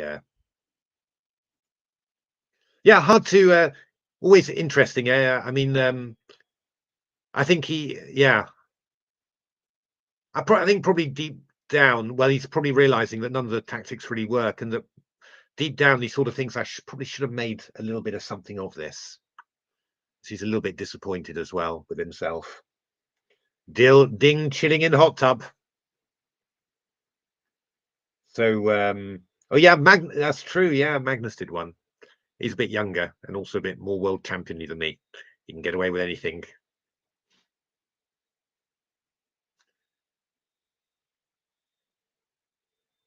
Hey, David. Yeah, we were getting a bit excited, but I'll have to reconsider watching here. Don't worry, USA. It's only Leela. Leela's the only vice here. Nah, this is just yeah, I mean this was looking like quite a nice position for white, David, and this was felt, 95 e3 play on the light squares. It was a typical Catalan edge, basically, where if you play the Catalan, you're just really, really happy. You feel you've got what you wanted. But somehow Ding really went for a quick resolution somehow. I think his nerves are a bit raw today. I think his nerves are a bit raw, and yeah. I mean, I don't think Ding was feeling it a bit as well. The strain of the last couple of games, but this sort of clean calculation, that's what he does. And I think that Gukesh, is. I think Gukesh is getting confused by some of Ding's tactics, I think, as well, or getting surprised by them. That his opponent is just calculating things that that are surprising him. He doesn't quite believe that they work, but they seem to. I think that's definitely something that Ding's done very well, and I think that Gukesh is getting a little bit confused by. It's a little bit of strain. He's starting to think, oh, somehow he's just always calculating his way out of things somehow. Um, so, but you can see as well that Ding's defending very actively. I was looking at Rook B8 or Rook A7, just a bit passive, and Ding's going for Rook A7, Rook A6 with the idea of Queen A7, and maybe it's those sort of things that are tending to force Gukesh to just play a bit more, to play a bit more aggressively somehow, and feels he needs to force things a little bit more. Maybe that active play from Ding is making Gukesh feel that he doesn't really have any time to just sort of settle down. Whereas maybe a calmer head would think, no, I can still keep control. I don't need to rush.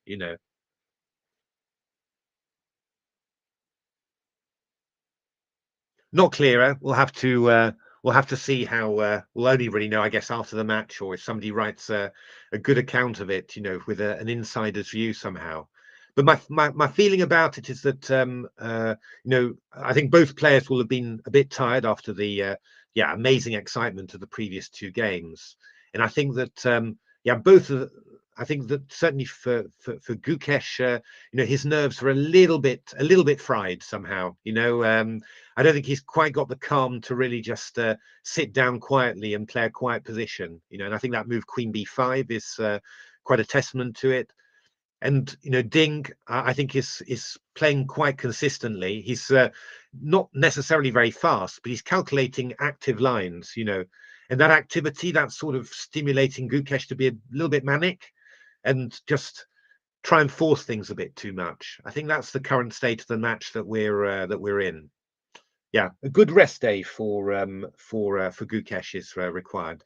Yeah, so after D takes C5, we are going to play. It was Rook B8, wasn't it? I think. Oh, let me show it on there. Oh no, sorry, it was Rook takes D1 and Rook A5, and we're just picking up the pawn.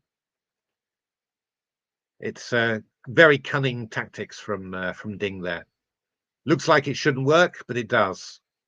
I mean, I wonder whether Gukesh thought, come on, this is not going to work, not with that weak back rank. It's possible too, but yeah, and he's just believing it now. I think a good rest day for.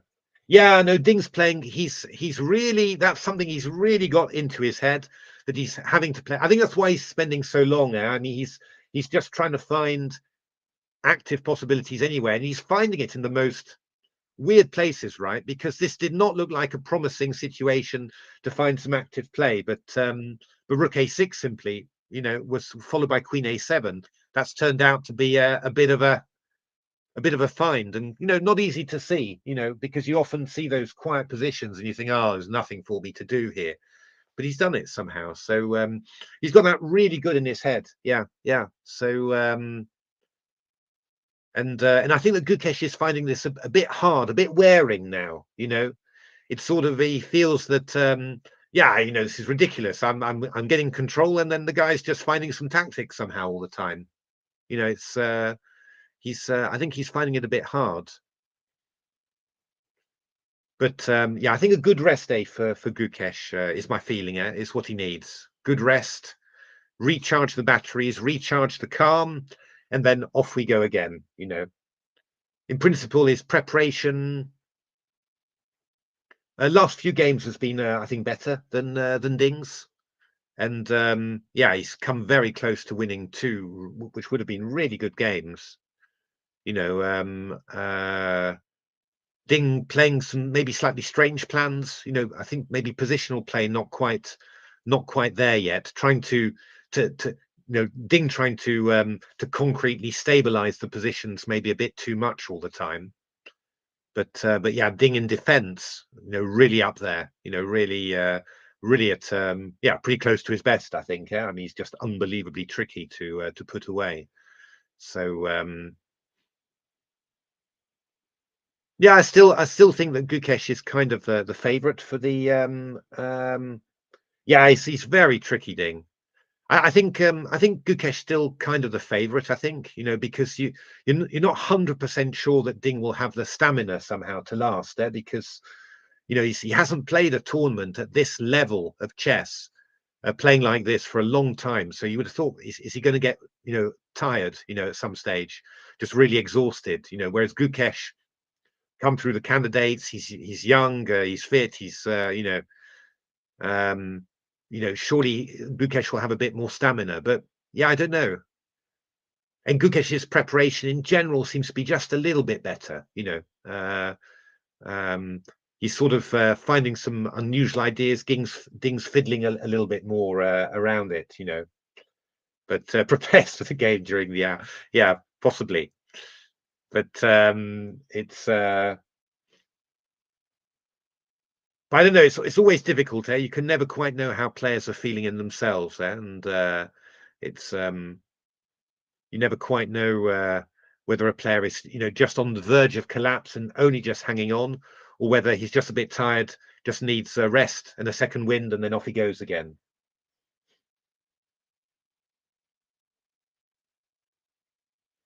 Karpov beaten Fischer. Yeah, nobody, or yeah, someone like Korchnoi didn't give Karpov any chance at all there. Korchnoi thought Fischer was so strong, um, you know, so they weren't giving Karpov any chance at all. I guess I don't know. I'm not sure Karpov 1975 was the Karpov, of was the really big Karpov yet. He was maybe. I think they were. People still felt he had some weaknesses somehow. His style hadn't quite crystallized somehow. I think Fischer would have found it very tough, not having played for the last 3 years. On the other hand, he had long breaks before and came back very, very strong. Would have been a hell of a match. I tend to give Fischer the edge somehow, still, I think. But I'm not sure. But Korchnoi thought Karpov would have no chance. Strange enough, Korchnoi thought that he would have no chance against Fischer. The Russians were really, the players were really not keen at all somehow. It's, I mean, there's this big story here that this match between Korchnoi and Petrosian back in in the 1972 or something, 1971. That this was just a he's played Queen B1. He's played Queen B1. Yeah, was just a bit of a farce really, and that they were just waiting to see who would play Fischer, and they decided between themselves that Petrosian would have a better chance than Korchnoi, and so they just arranged it that Korchnoi lost that match somehow. In return, Korchnoi got some tournament invitations abroad. Yeah, I don't know. It's I mean, I would have given Korchnoi, such a fighter, decent chances somehow, yeah. But yeah. So Rook B8 played. So this is, I think we're going to see our line now. Oh, Rook A6 played. That's probably quite good too, yeah. Yeah, also good. So many things lead to a draw. Rook a5 was the engine line, but Rook a6, we're just taking on c5 and Rook there. Ding's got his stuff. He knows what he's doing. So this is heading. Korchnoi and Karpov did hate each other. Not as much in the beginning, yeah, but it just sort of grew somehow. Petrosyan and Korchnoi got on quite well at the start, but sort of grew on there. Yeah, poor Taimanov. He was just too early losing that.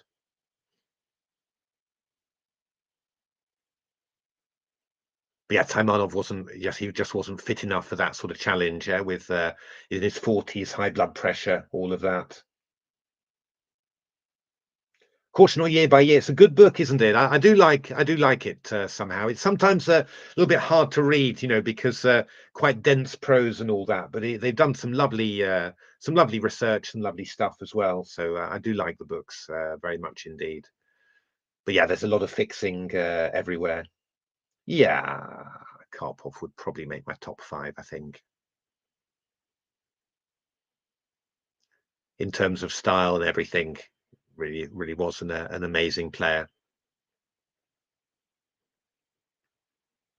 But there are so many. The problem is now that there's starting to be so many good players, right? I mean, I mentioned before that I saw a book of the best games of Caruana and the book of the best games of Ding, and really, I mean, the best games, you like 60 games against top level opponents, and the quality and everything is so amazing, Yeah, I mean, it's hard to say whether peak Karpov is stronger than peak Ding, right? I mean, you know, you could probably argue that Ding is maybe stronger than Pete Karpov, but yeah, I mean, Karpov gets style points somehow. Yeah.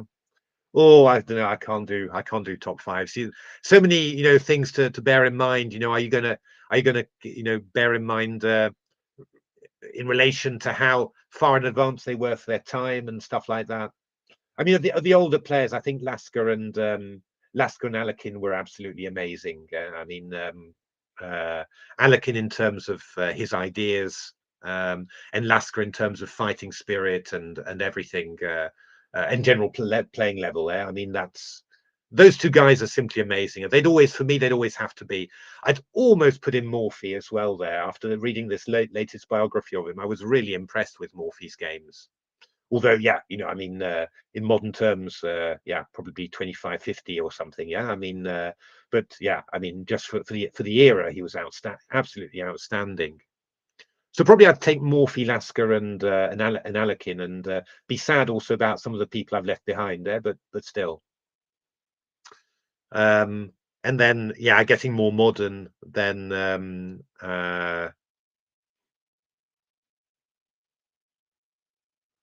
I mean, yeah, Tal and Spassky. I mean, Spassky was really cool. Yeah, Retty's good, but it's just his games I don't like very much, really. But he wrote some really interesting things, Retty. I mean, Tal and Spassky I'd find hard to miss out, really. Capablanca, yeah, yeah. I mean, you've got to start missing people out, right? Tal and Spassky, then Karpov, Kasparov, you want to have in there as well. And then yeah, probably after then you're going to Magnus. It's people like Vichy or Kramnik, very very strong, you know, but somehow feel more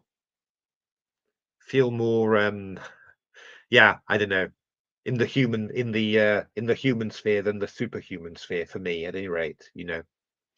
But I mean, Vichy's longevity is absolutely amazing. Yeah, that's 7.7%. That means that white has a 7.7% chance of winning, black has a 4.9% chance of winning, and the draw is 87.8%. It changes incredibly. You can see it's a lovely in a sharp position. You can see which moves are changing the percentages and stuff like that. Oh, Max Server was pretty good, really. Max Server was, but Max, yeah, yeah. But Max was he was a very up and down player, of course, and incredibly tricky, but also tactically vulnerable. Yeah, very strange.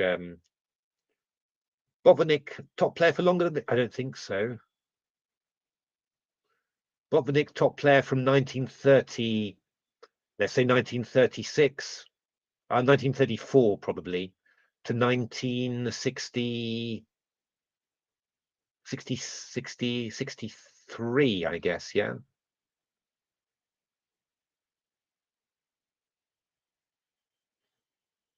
Yeah, I mean, Vichy was quite unlucky from that point of view. Amazing, he managed to become a world champion with all those players there. Well, Leela is going for the arrows there. Leela's arrows are making it look really exciting, but it's not that exciting. I think Gukesh just needs to make some moves here and then just agree a draw. Yeah, I mean,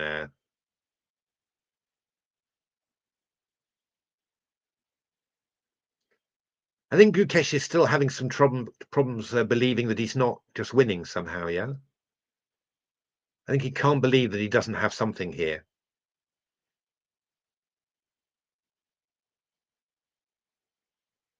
I'd probably be a little bit nervous with black, I have to say. Just slightly wondering about,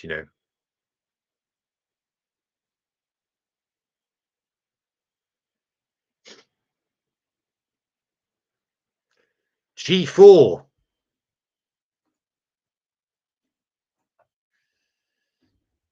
I think we just ignore it, really. Well, we'll probably go H6 first or some. I mean, we're always going to, have stuff like bishop takes C5 here, or so, and then we can go H6 after. It's not really. I don't think you've got enough. You don't have enough for a real attack here. Somehow, I think black's really active here. I don't think that's really going to work. You need a few more tempi, I think. Hey, Guillaume. Yeah, a bit of a shame this one. On the other hand, it's a bit a bit of an easier time for the commentators, of course. But I was kind of looking forward to a nice Catalan grind somehow. So a little bit disappointed with that, but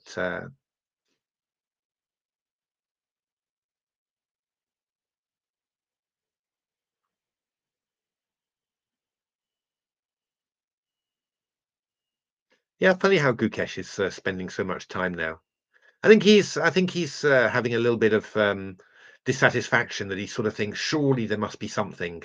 I mustn't miss the win here somehow, and oh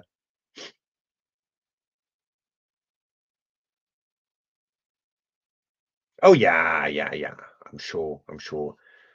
I would think I could draw this against Leela. The position's getting so flat, must be able to.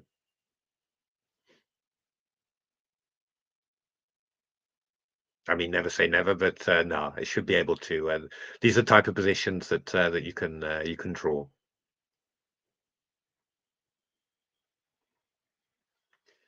Just having a little look, see whether is there G4 is in there. Oh, look at that! Still giving 8.7% chance. So let's have a look. I mean, if Gukesh does it, then I'm eating a biscuit, right? But how strange, actually. After H4, isn't that funny? To G4, H6, H4. Leela doesn't want to play bishop C5. Wants to play rook A5. Could there be a reason for that, or is it just Leela being awkward? That would be hilarious if there was something to this. I'll really have to apologise to you then. I mean, after bishop C5, I take on here and, well, queen B6 or rook B6. I mean, doesn't look like anything to me. I can't think why this would be remotely interesting somehow.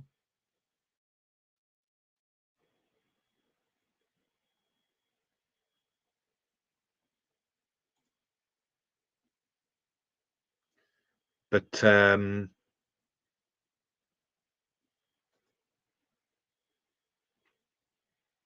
even that would be a little bit better for white somehow. So I don't know why Leela's saying rook a5 in that position. Seems a little bit weird why you wouldn't just take on c5. But come on, Gukesh. 721 watching. Scarred by all the winning endings you've lost against odds, Leela. Yes, I can imagine. It's oh my goodness. You just sometimes just in the evening I'm just doing stuff and I've just got it in the background and you're just looking and you're saying, what's happening there? It's just incredible. Incredible. So come on, Gukesh. Time to make a move. Time to make a move. There's no there's nothing to be gained. You would have spotted it by now if you were going to find something.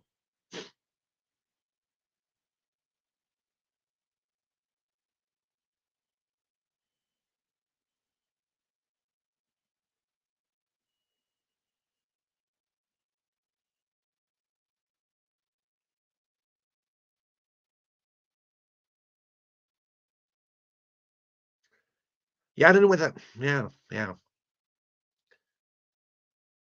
Hard to know what he's thinking about now, really.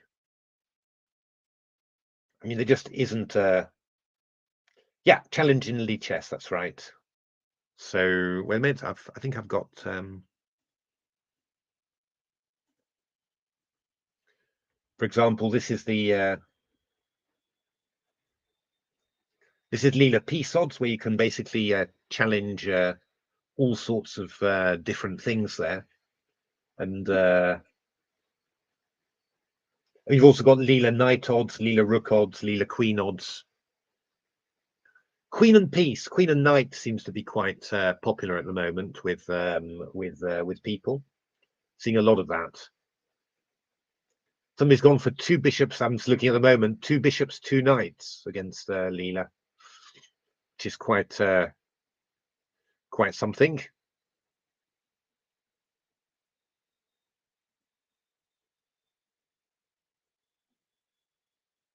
Yeah, I sort of feel this thing. I think it shows that both players are just quite tired today, and just sort of not quite there somehow. So I think a bit of sensible play, and just making the draw now would be very good for Gukesh, I think, and also fine for Ding as well.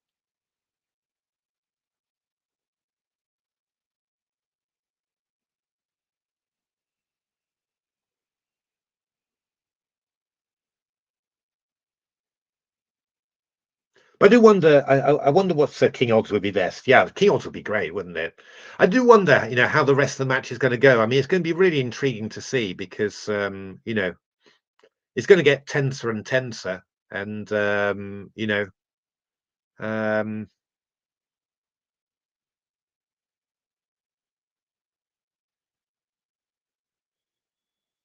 I mean, I guess that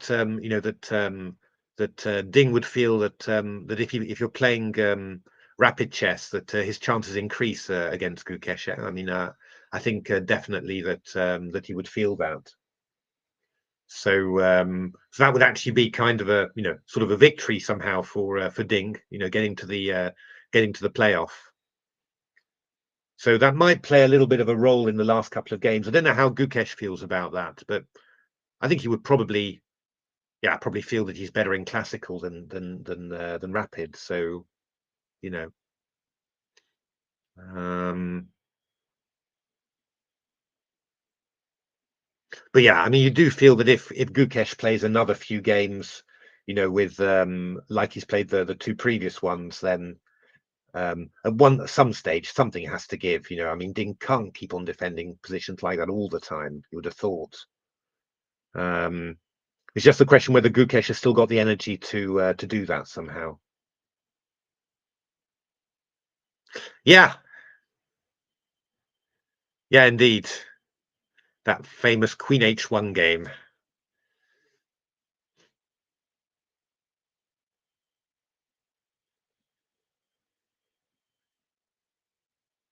wonder how Gukesh is looking actually. Is he looking unhappy or?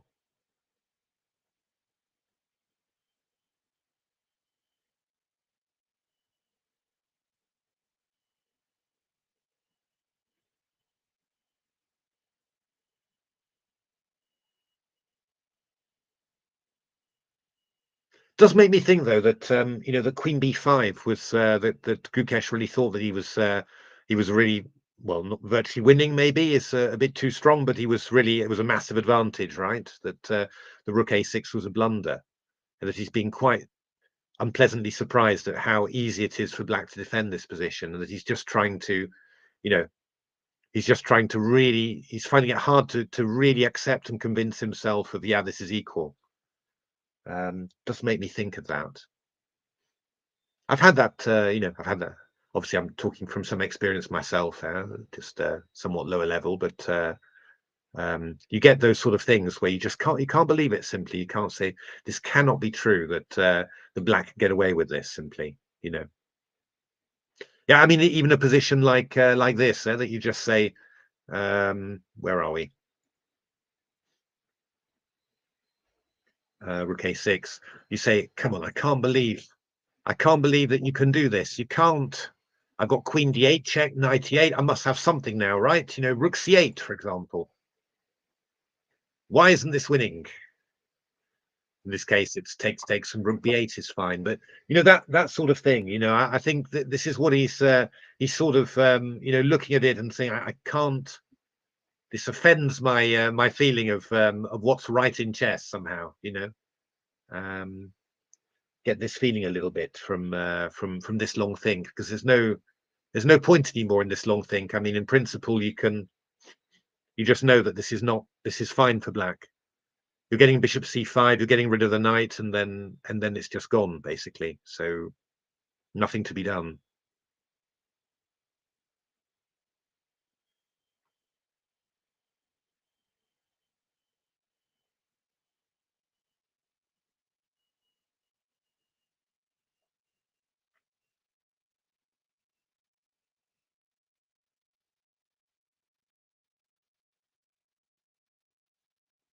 I'm really sure he's seeing lots of weird tactical lines that work in everything except once in one line.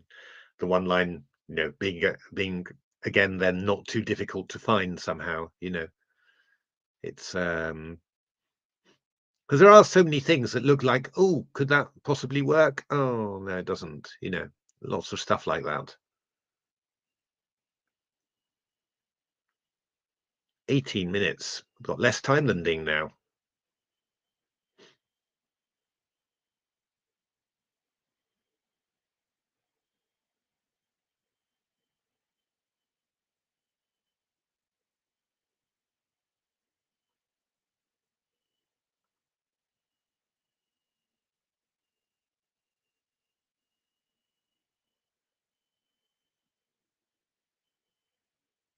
Yeah. No, I mean the big question is, how much strength does Gukesh have there? I mean, I think to keep on because I mean obviously it costs a lot of energy, right? To get these winning positions. Costs an awful lot of energy. So, that's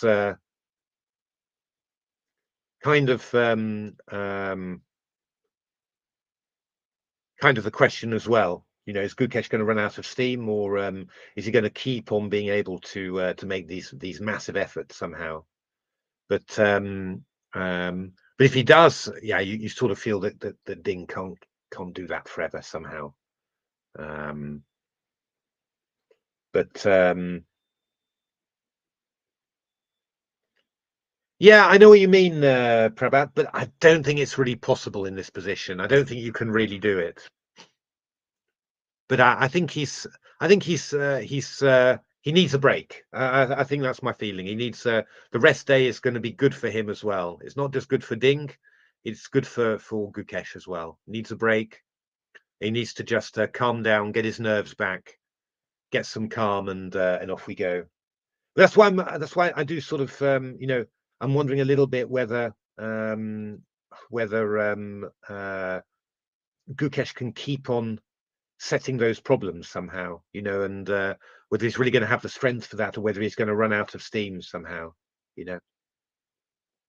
It's not 100% clear to me.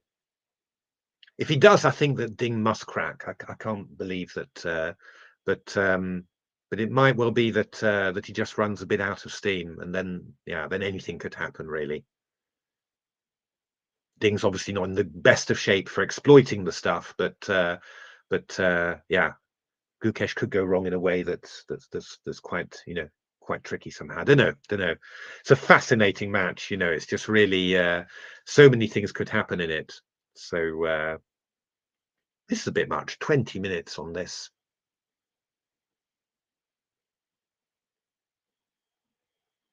Head in hands, rubbing face. Gukesh. Yeah, he's disappointed. I think actually. I think maybe he had this outburst of joy somehow about Queen B5, and and he's turned out maybe to see the tactics completely wrong. That's possible. So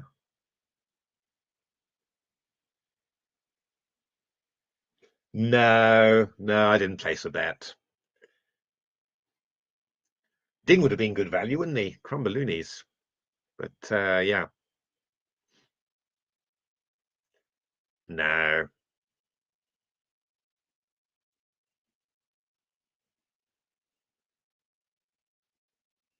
Queen B5 played.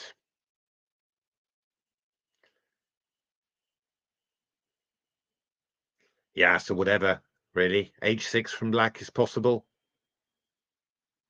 Or bishop takes C5 is also possible. Probably, I think Ding will probably play H6, yeah? Or maybe G6. H6, probably, I guess.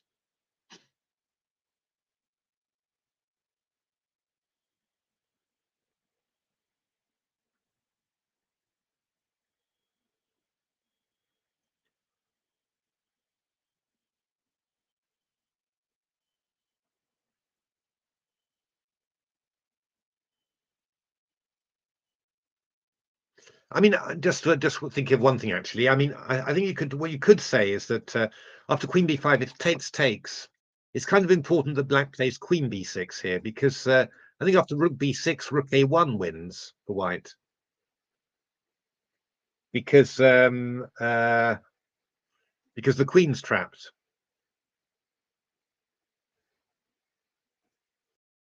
So it is important to do this one actually, and then we go Queen C8, Knight E8, and then unfortunately there is no winning continuation there.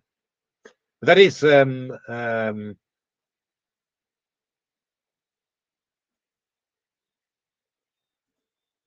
that is one idea. But yeah, black could play the move H6 here. That would be pretty sensible, just to be able to take it, and just to be able to take on C5 without having to do anything on the back rank. And I can't imagine. I don't know what. I mean, you'd love to have a move like this, wouldn't you? Really? Let me just move it up a little bit.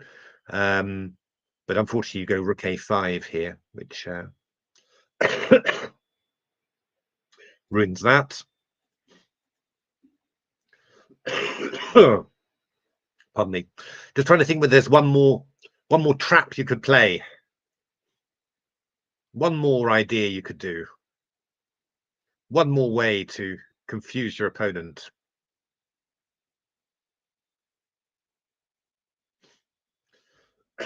But I don't really see it at all.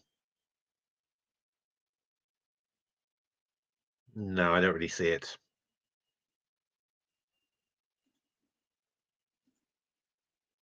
H6 would be my my choice, really. I think G6, yeah, always the thing. Feels like this one's a little bit loose somehow, so you might that.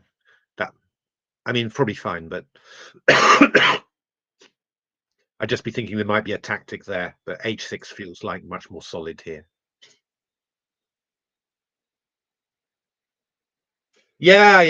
A surprise election was called, and hey, Highland 4 a.m. My goodness me. Wow. Oh, bishop takes c5, played by Ding. Well, there's still a chance for one last trap here. Queen c5, rook a b6, rook a1, winning the queen. That's the last trapping chance.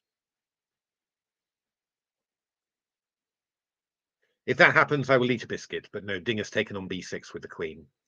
So I'm thinking that we're going to get... yeah, they had inside knowledge. That's right, Danger Mouse, yeah.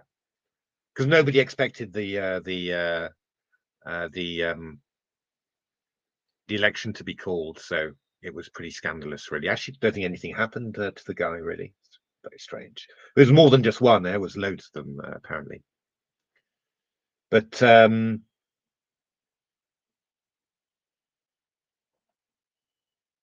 yeah, Kramnik. It's very, yeah. It's just, yeah. It's just. I mean, obviously that cheating does go on there. I mean, that's clear, unfortunately, and but yeah, it can't be. It's not everyone, right? And yeah, there are a number of people that got accused of cheating. That I mean, I'm like 99.99% sure that they don't cheat, right? I mean, but in blitz and especially, yeah, anything can happen, right? I mean, you can have those games where a player plays above himself, and that's yeah, that's how it goes.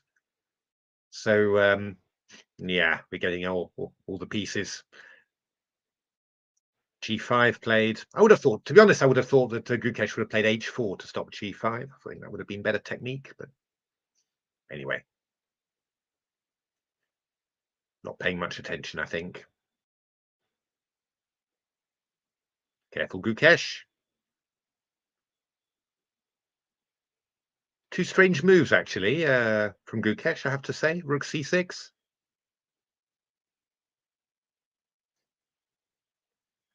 There's no danger, but I mean, there's really strange moves. Why would you do this? I mean, you just go h4, right? To stop g5. That's just the automatic move. And then after g5, yeah, you maybe play h3 or something. Now he's got to play king f1 somehow. Yeah, he's totally lost his concentration, I think. It's not serious, but he has lost his concentration there. Or he's tired, or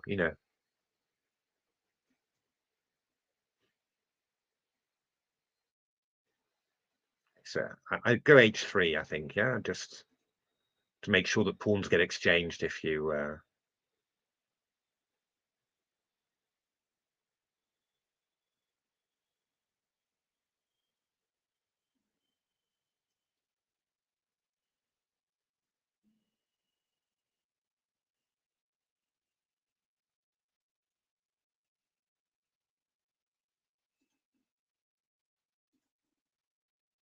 h3 played, h5.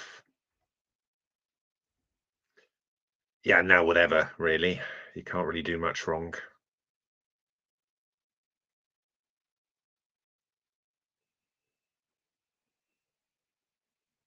Rook d4 is quite decent, giving black the opportunity for a check repeat. I mean, rook d4 is a nice move, I think.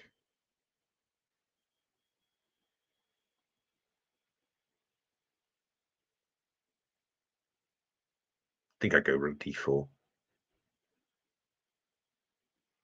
Yeah, that would be hilarious if he did. If Ding started playing for a win now.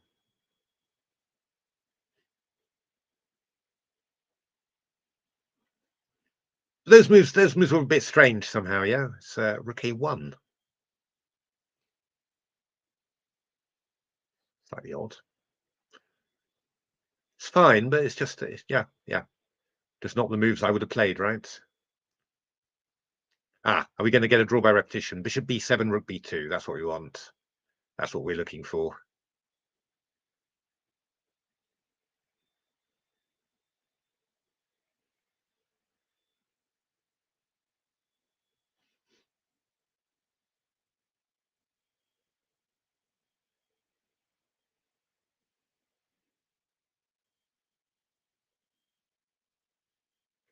It's weird, he can't stop moving, he can't stop changing the structure somehow. It's strange, yeah, strange. It's all fine, it's all good.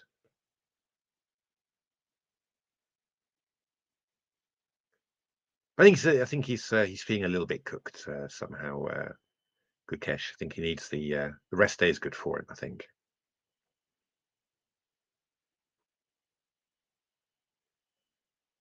Yeah, no, this cheating thing's a bit yeah.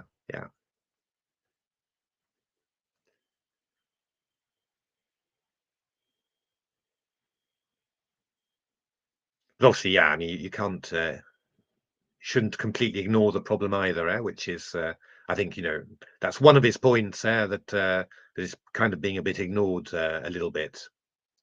It's not, it's not being completely ignored. I mean, I think, all the sites are spending a fair amount of money on anti-cheating stuff, but yeah, maybe more should be done, etc. Who knows? But yeah, there's a lot of people being accused of cheating that you really think, oh, I really don't agree with those. So yeah,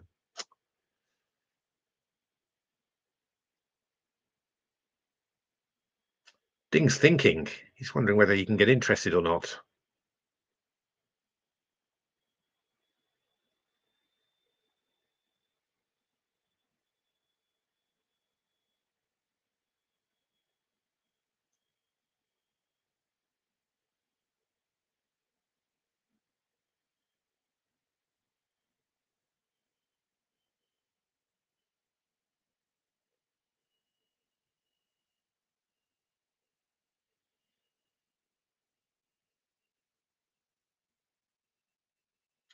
Oh, I don't know. It's always a little bit.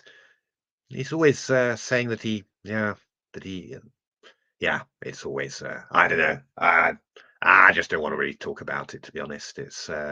Um, it's a tricky subject, but I think I mean, just on balance, I do sort of think that he's got definitely got an absolute point there that there's quite a bit of cheating and that it's a serious issue, and that's absolutely correct. Um, only yeah, yeah, finger of suspicion has ended up being pointed at some people, put it that way, that where I'm really very convinced, I'm 100% sure that they would never cheat. They're very honest people. So that's bad when that happens, right? I mean that's what you really don't want. So I don't know how, but of course, yeah, you're not quite sure what's the best way to do things, what's the best way to do it. It's a serious topic, but yeah, it's obviously you do feel sad for people when they have the win of their career. In some blitz event, it can happen. In my opinion, for a lot of these things, and then you get you sort of the finger of suspicion gets pointed, whether it's really hard said that you're a cheater, but sort of evidence gets presented. It's a bit tough.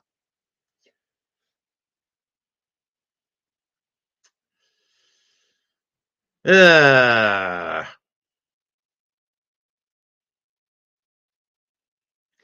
so come on, Ding. Ding must be a bit tired as well. He's trying to work out how to make a repetition somehow. It's not that obvious. But why don't you just go? Why don't you just go Rook d5, Bishop c4, Rook c5? Come on.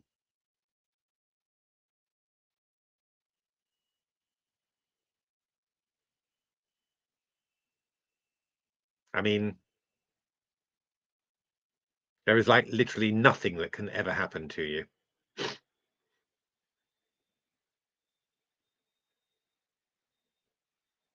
But maybe Ding isn't sure that Gukesh won't.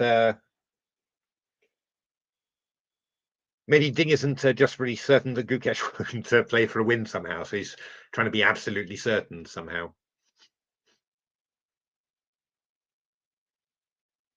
I mean, how many moves? I mean, look at that. It's pretty hard to mess up, really. Knight g4, knight e4. You can give away a piece, and then you're losing. Apart from that, you can do pretty much anything you like.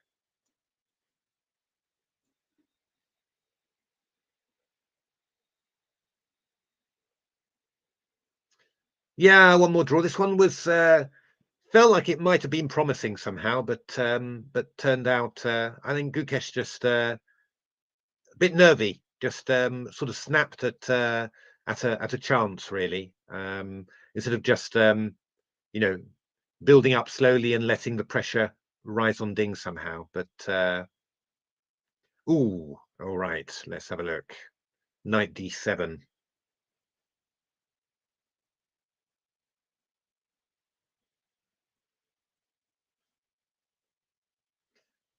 How about bishop e4, knight f6, bishop d3? How about that one?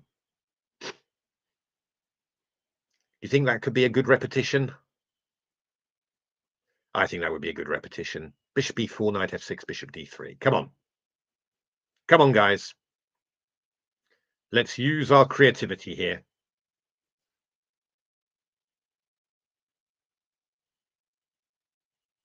Bishop e4. Come on.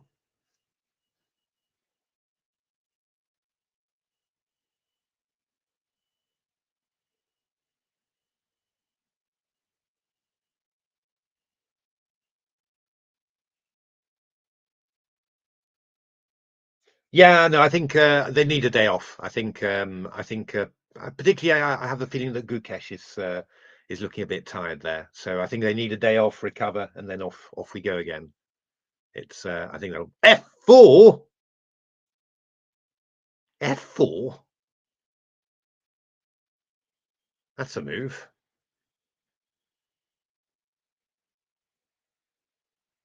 But why? Why would you play f4? What on earth is the point of that? Sorry, I'm sounding a bit rude there, but why? I mean, there's just there's no reason to do anything, right? You just, I mean, what happens after h4 here, by the way?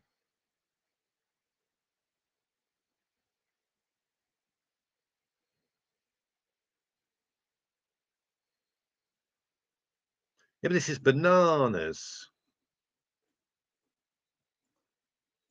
How are you doing this, by the way, after h4? You can't do this.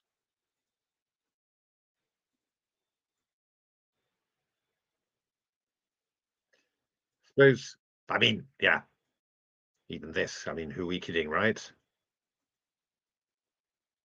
This is going to raise some. This is going to raise some comments. I can tell you. Uh, actually, we can come here, can't we?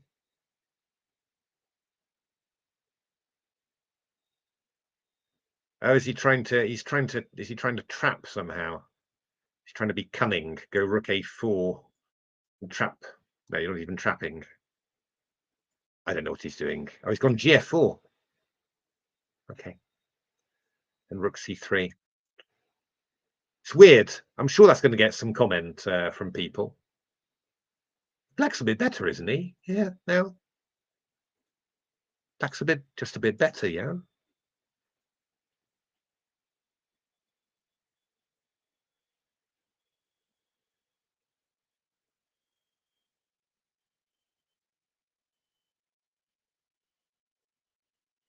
Black's just a bit better here. I mean, I don't understand this at all.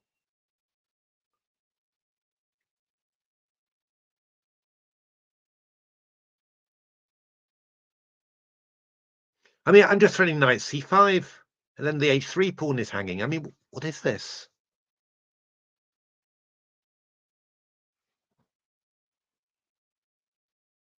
I can understand Leela's not excited, but I'm getting distressed by this, I have to say. What is this? Why would you do this? Why would you play like this? It doesn't make any sense at all.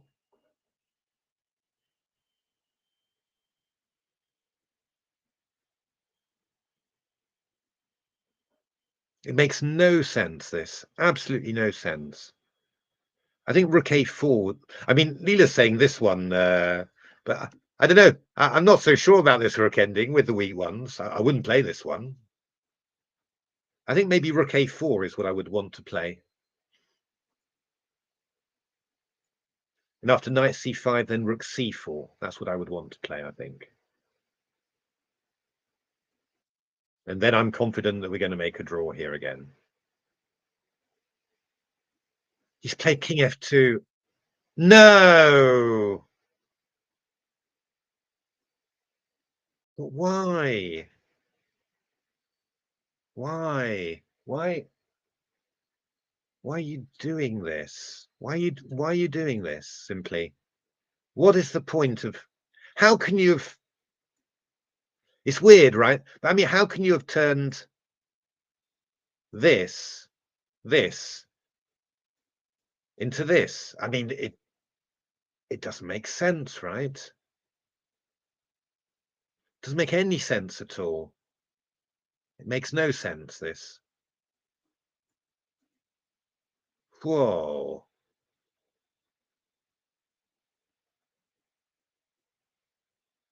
You could lose this simply. You could really just lose this. I don't understand it at all.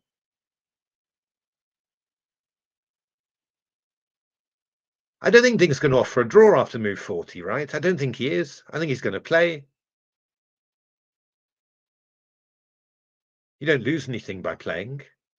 I can't believe this. I'm aghast. I really am. Chat must be going bananas. Yeah, I mean the engine holds the H and F, but but we don't. I don't understand. I cannot understand what's got into him. I cannot.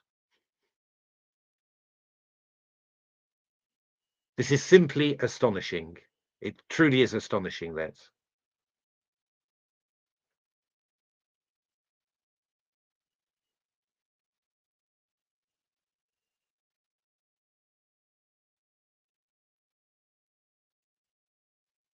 This is one of the weirdest things I have ever seen, I can tell you. One of the most bizarre things I've ever seen. I cannot believe this at all.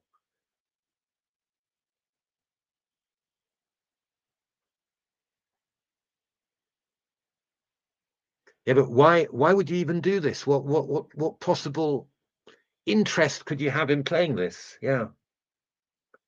Yeah, exhaustion, I think, but still, I mean, it's just amazing, right? I mean, the choices that he's made are just unbelievable here.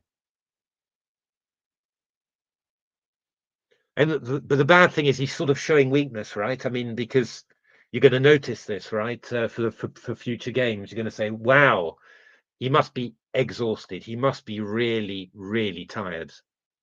He must be really feeling the pressure somehow to have done this." Now, if Ding is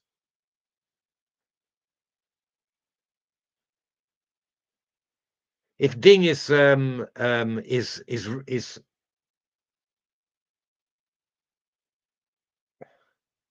if Ding is really into it somehow, then he's going to start trying to win this, right? Starting with Rook C2. I mean, it's not difficult. Just Rook C2, and then we come over here, and then you just say, okay, well, show me what you show me what you want to do. I mean, I guess maybe you can play like this, maybe.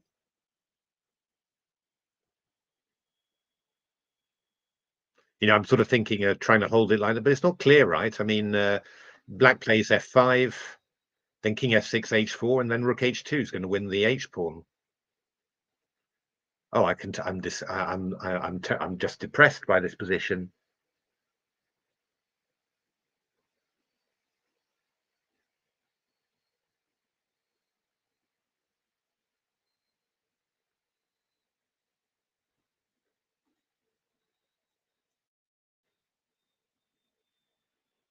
Yeah, I bet he looks interested. Well, F5. I mean, okay, I'll take it then.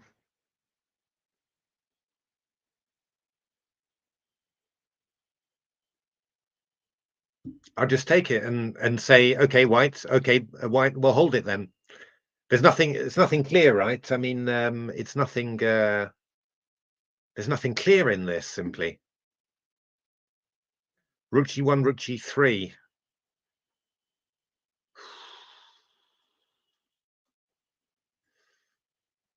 Rook G1 check. Yeah, that's so if King F6, we'll go Rook G5 and we'll win that one. That's good. So Rook G1 will force the king to move over.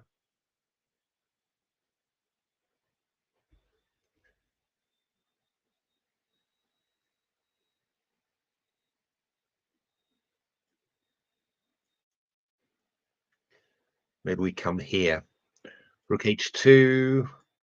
Maybe then we do something like F5, maybe, or King E4.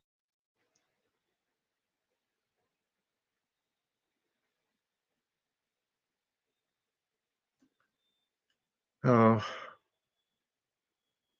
I just don't want to. He's played Rook C2. I simply don't want to calculate this, right? I mean, I just, I just can't get my head around that. That such a strong player has gone in for this. It just doesn't seem possible somehow. It does not seem possible.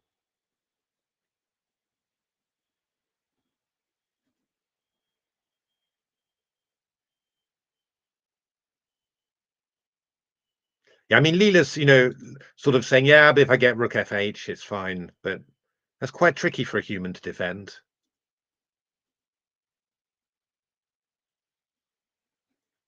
Yeah, I mean, Rook G1 check, I think, is probably going to be played, yeah? And then King H6.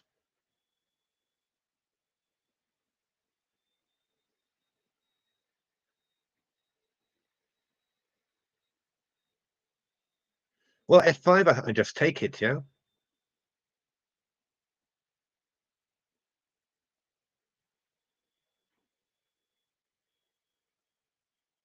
I mean, it's going to be something for White to calculate, yeah? I'm just totally. I can't get my head around it. I can't understand. I can't believe this. Simply, it's like it's a nightmare or something. I'm really feeling just terrible about it. I just can't understand it at all. I can't understand how you could do this. Simply, it just doesn't.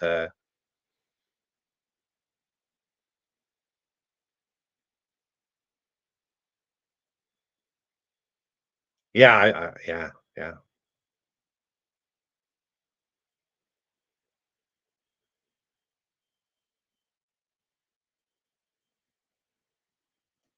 Yeah. Okay. So I'm just wondering whether we can. Yeah. Whether we can do this simply, just hold it like this. We're threading H with black's got the idea of going H4. I'm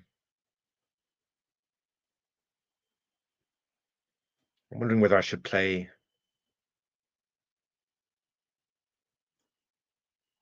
because black wants to go H4, and then you can bring the rook will move to the side, and then the king can move to the side. That's the thing.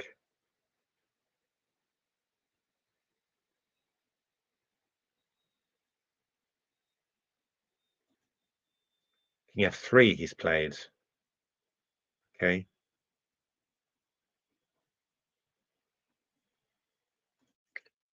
I guess he's looking for this sort of defense, right?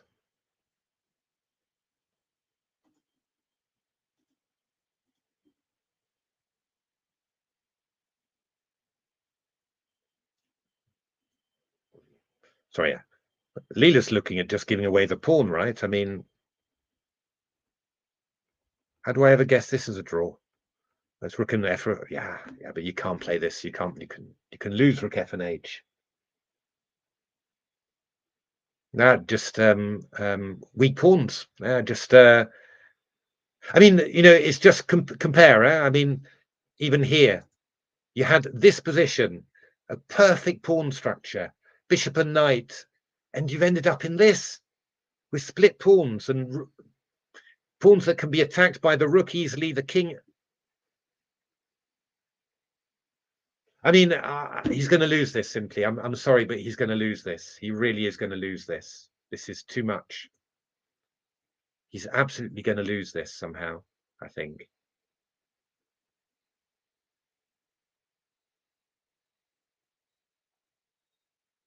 No, but it's in principle it's equal, right? But just this is losable for a human player. For an engine, it's completely drawable in a myriad of ways, you know. But the engines are often, you know, if you look at this line, for example, where do we have a?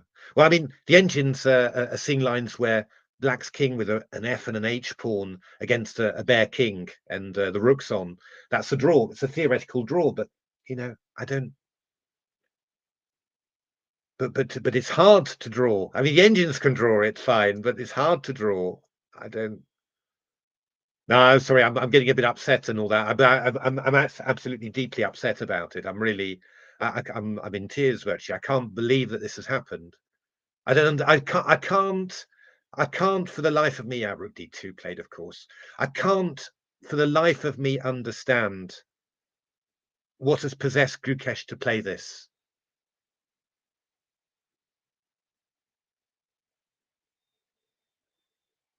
Yeah, I mean, Rook A3 is what I think Gukesh is going to play, and then he just wants to wait, basically.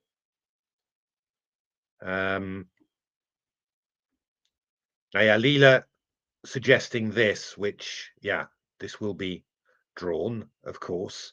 But what I'm a bit more worried about is that you'll play something like, for example, F5 in this position.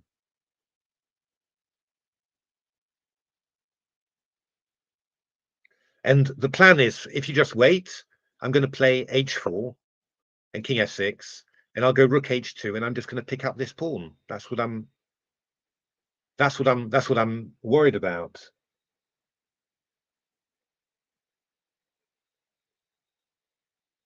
Ding is definitely thinking about ice cream now. He's thinking, how on earth have I ever got this? You know, he's good endgame player, Ding. He's going to enjoy this. Oh God, I can't imagine what Magnus is going to say about this. Oh dear. So maybe what maybe what Gukesh should be trying to do is to play king to g3. Would that be a good idea? Something like this, maybe.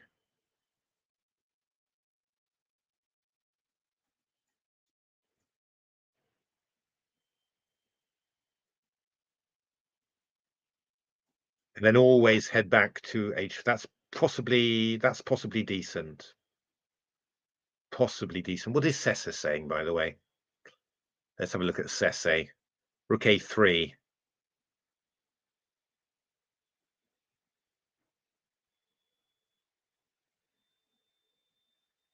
Yeah. Yeah, this looks like the best way to do it, I think. You just play Rook A3, and then you just try and hold, basically. And I think if you go F5, you go to G3. That's the point. And then you just hang around here, basically, and you should be okay.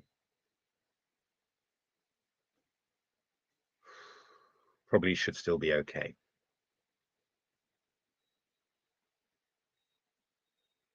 But my goodness. F6 and E5. That seems unlikely. Oh my goodness me. What will Magnus say? What will Kramnik say? Yeah, they'll have some things to say about it. But I have to say that the level of play, you know, between here to here, oh, it's so bad. It's so bad. But okay, you know, I think he's oh my goodness. Oh, Chris. Yeah. Oh, I can imagine.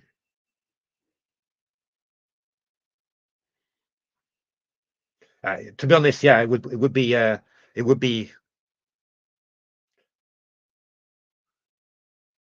Ding's not going to offer the draw. He's going to keep on playing for a while.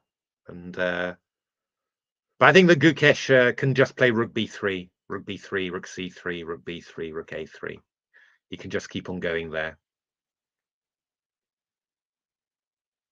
But yeah, I mean, I think so after Rook B3, if King F5, there we go, Rook B5 check. So you can't move in with a king there. If you go f5, I go to g3. That's the point, and then I'm you know, I can always come up here somehow. If rook e2, I go king f3. If rook h2, I go there, and I just never allow you to play h4 check, h4 for free. That's the thing. And then what you could do is you could go you can go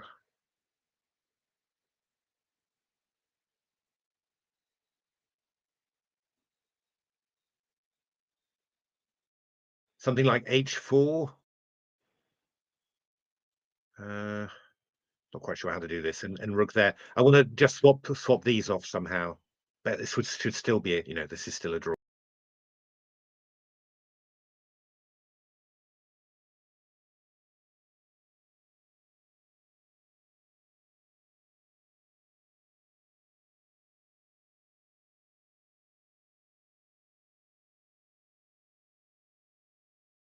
Of course. The gloss off somehow. Yeah. Oh, good.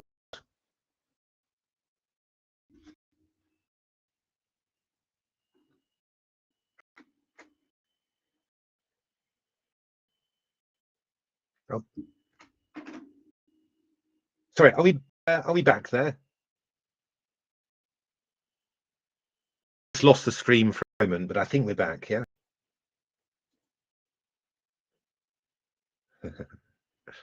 Are we back?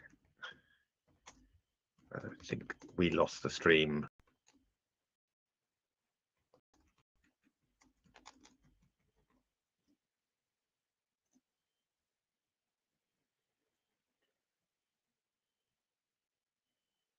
I'm saying live anyway, so I'm assuming we're still there. No, I mean, you know, I hope he does it and all that, but we're back. Yeah, okay. But it just takes the gloss off his performance a little bit because thanks. It just takes the gloss off the performance a little bit because, yeah, played so beautifully, so controlled all the way through, and you know, and then this is really, you know, it's bad, such bad play, like totally, you know. I'm getting upset and angry about it myself, you know, because I can't conceive of a player of his immense and incredible strength and skill playing like this somehow. It doesn't make any sense somehow. But and I think that oh, okay, it just stopped for a little while, but it's just I think it's going to give Ding so much confidence, right? He's really seen here that Gukesh is really suffering. You know, he's really hello.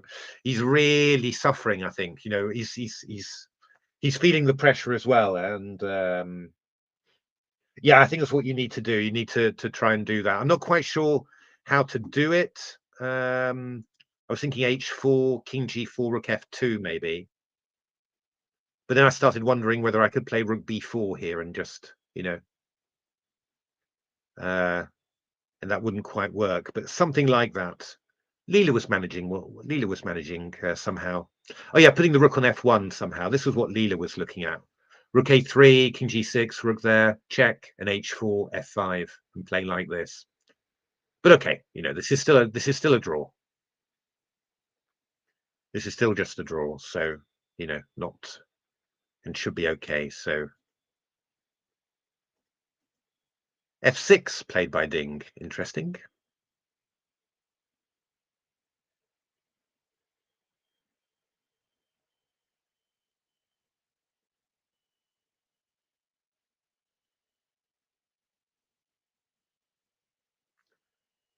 Quite sure what the point is there.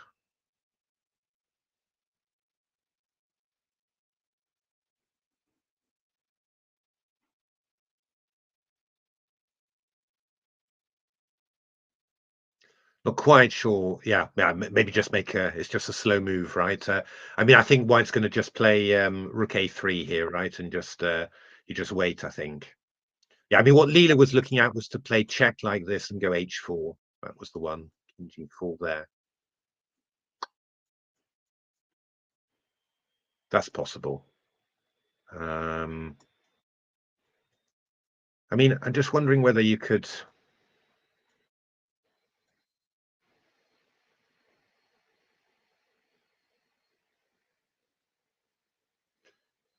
trying to the thing is king f5 just allows rook c5 check, so you can't really do anything like that.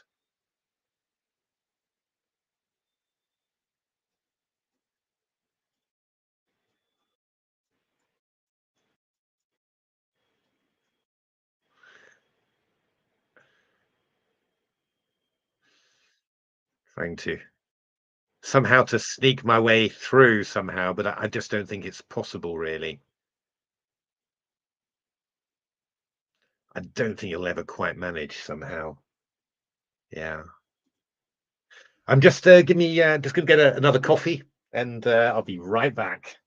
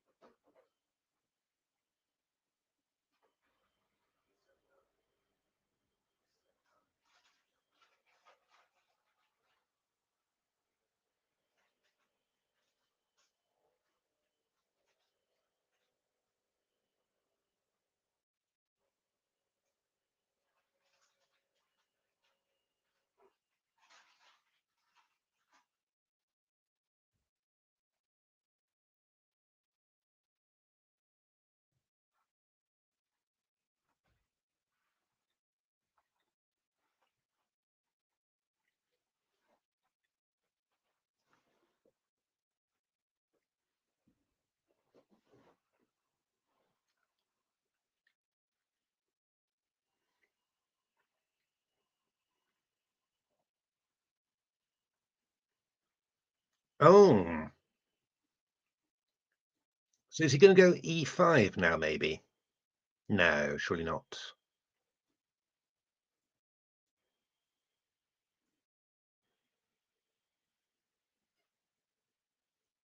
Oh, he's played it. But I guess I just play king e3 now here, yeah? And if rook there, I go d4.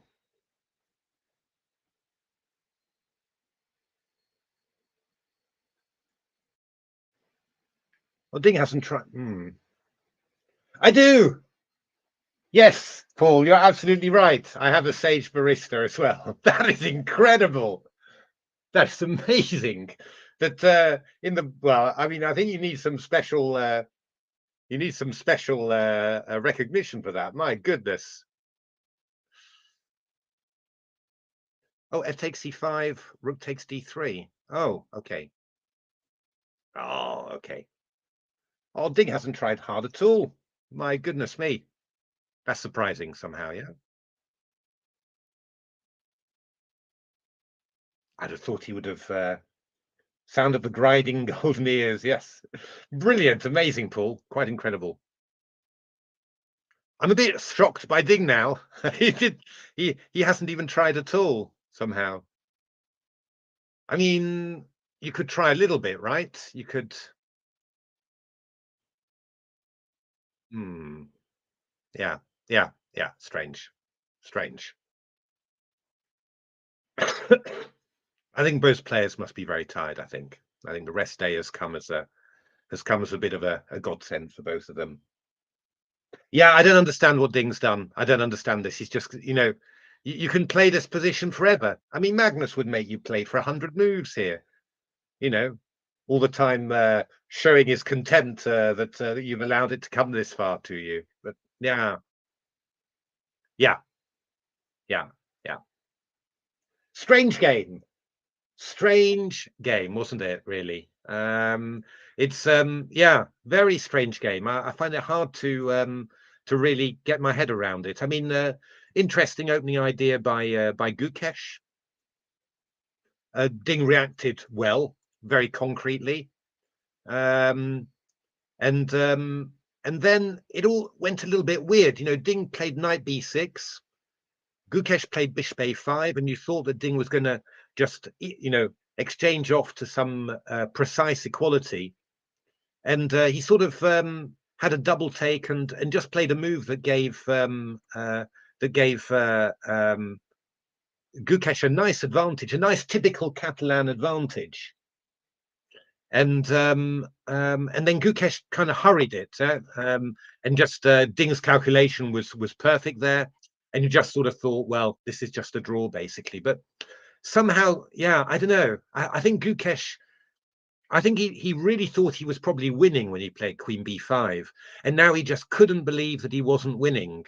And then he spent ages and ages, and that probably coloured his feeling about it. But then you've got this totally drawn position, a position that could not be more drawn, and perfect pawn structure, nothing wrong at all in the position, and he turned it into this, which is okay, the rook ending still drawn, but it's like, how can you turn that beautiful pawn structure into this somehow, in just 12 or 13 moves? It's really quite amazing there. But okay, he held himself together, and he found just a structure that holds a draw. But then you're surprised that Ding didn't try and play like 40, 50 moves and try and win it, right? I mean, why not? You can play the rook to f1, rook to a4. That Kramnik or Magnus or anyone would have tried somehow, but yeah, somehow Ding just seemed happy, I think, today to make the draw somehow, yeah. And yeah, and I think my feeling is that both players are very tired, and that Gukesh is also very tired as well, and that the rest day is really what they both need. But yeah, I think this game was the first game where you really saw that the players are feeling the pressure and are a little bit tired. I think, because this game got a little bit random somehow, way more than any of the other games. Other games have been pretty high quality, but this was really on the limit there, I have to say. But okay, I'm very happy that the draw was made. It would have been an absolute catastrophe for Gukesh to lose this.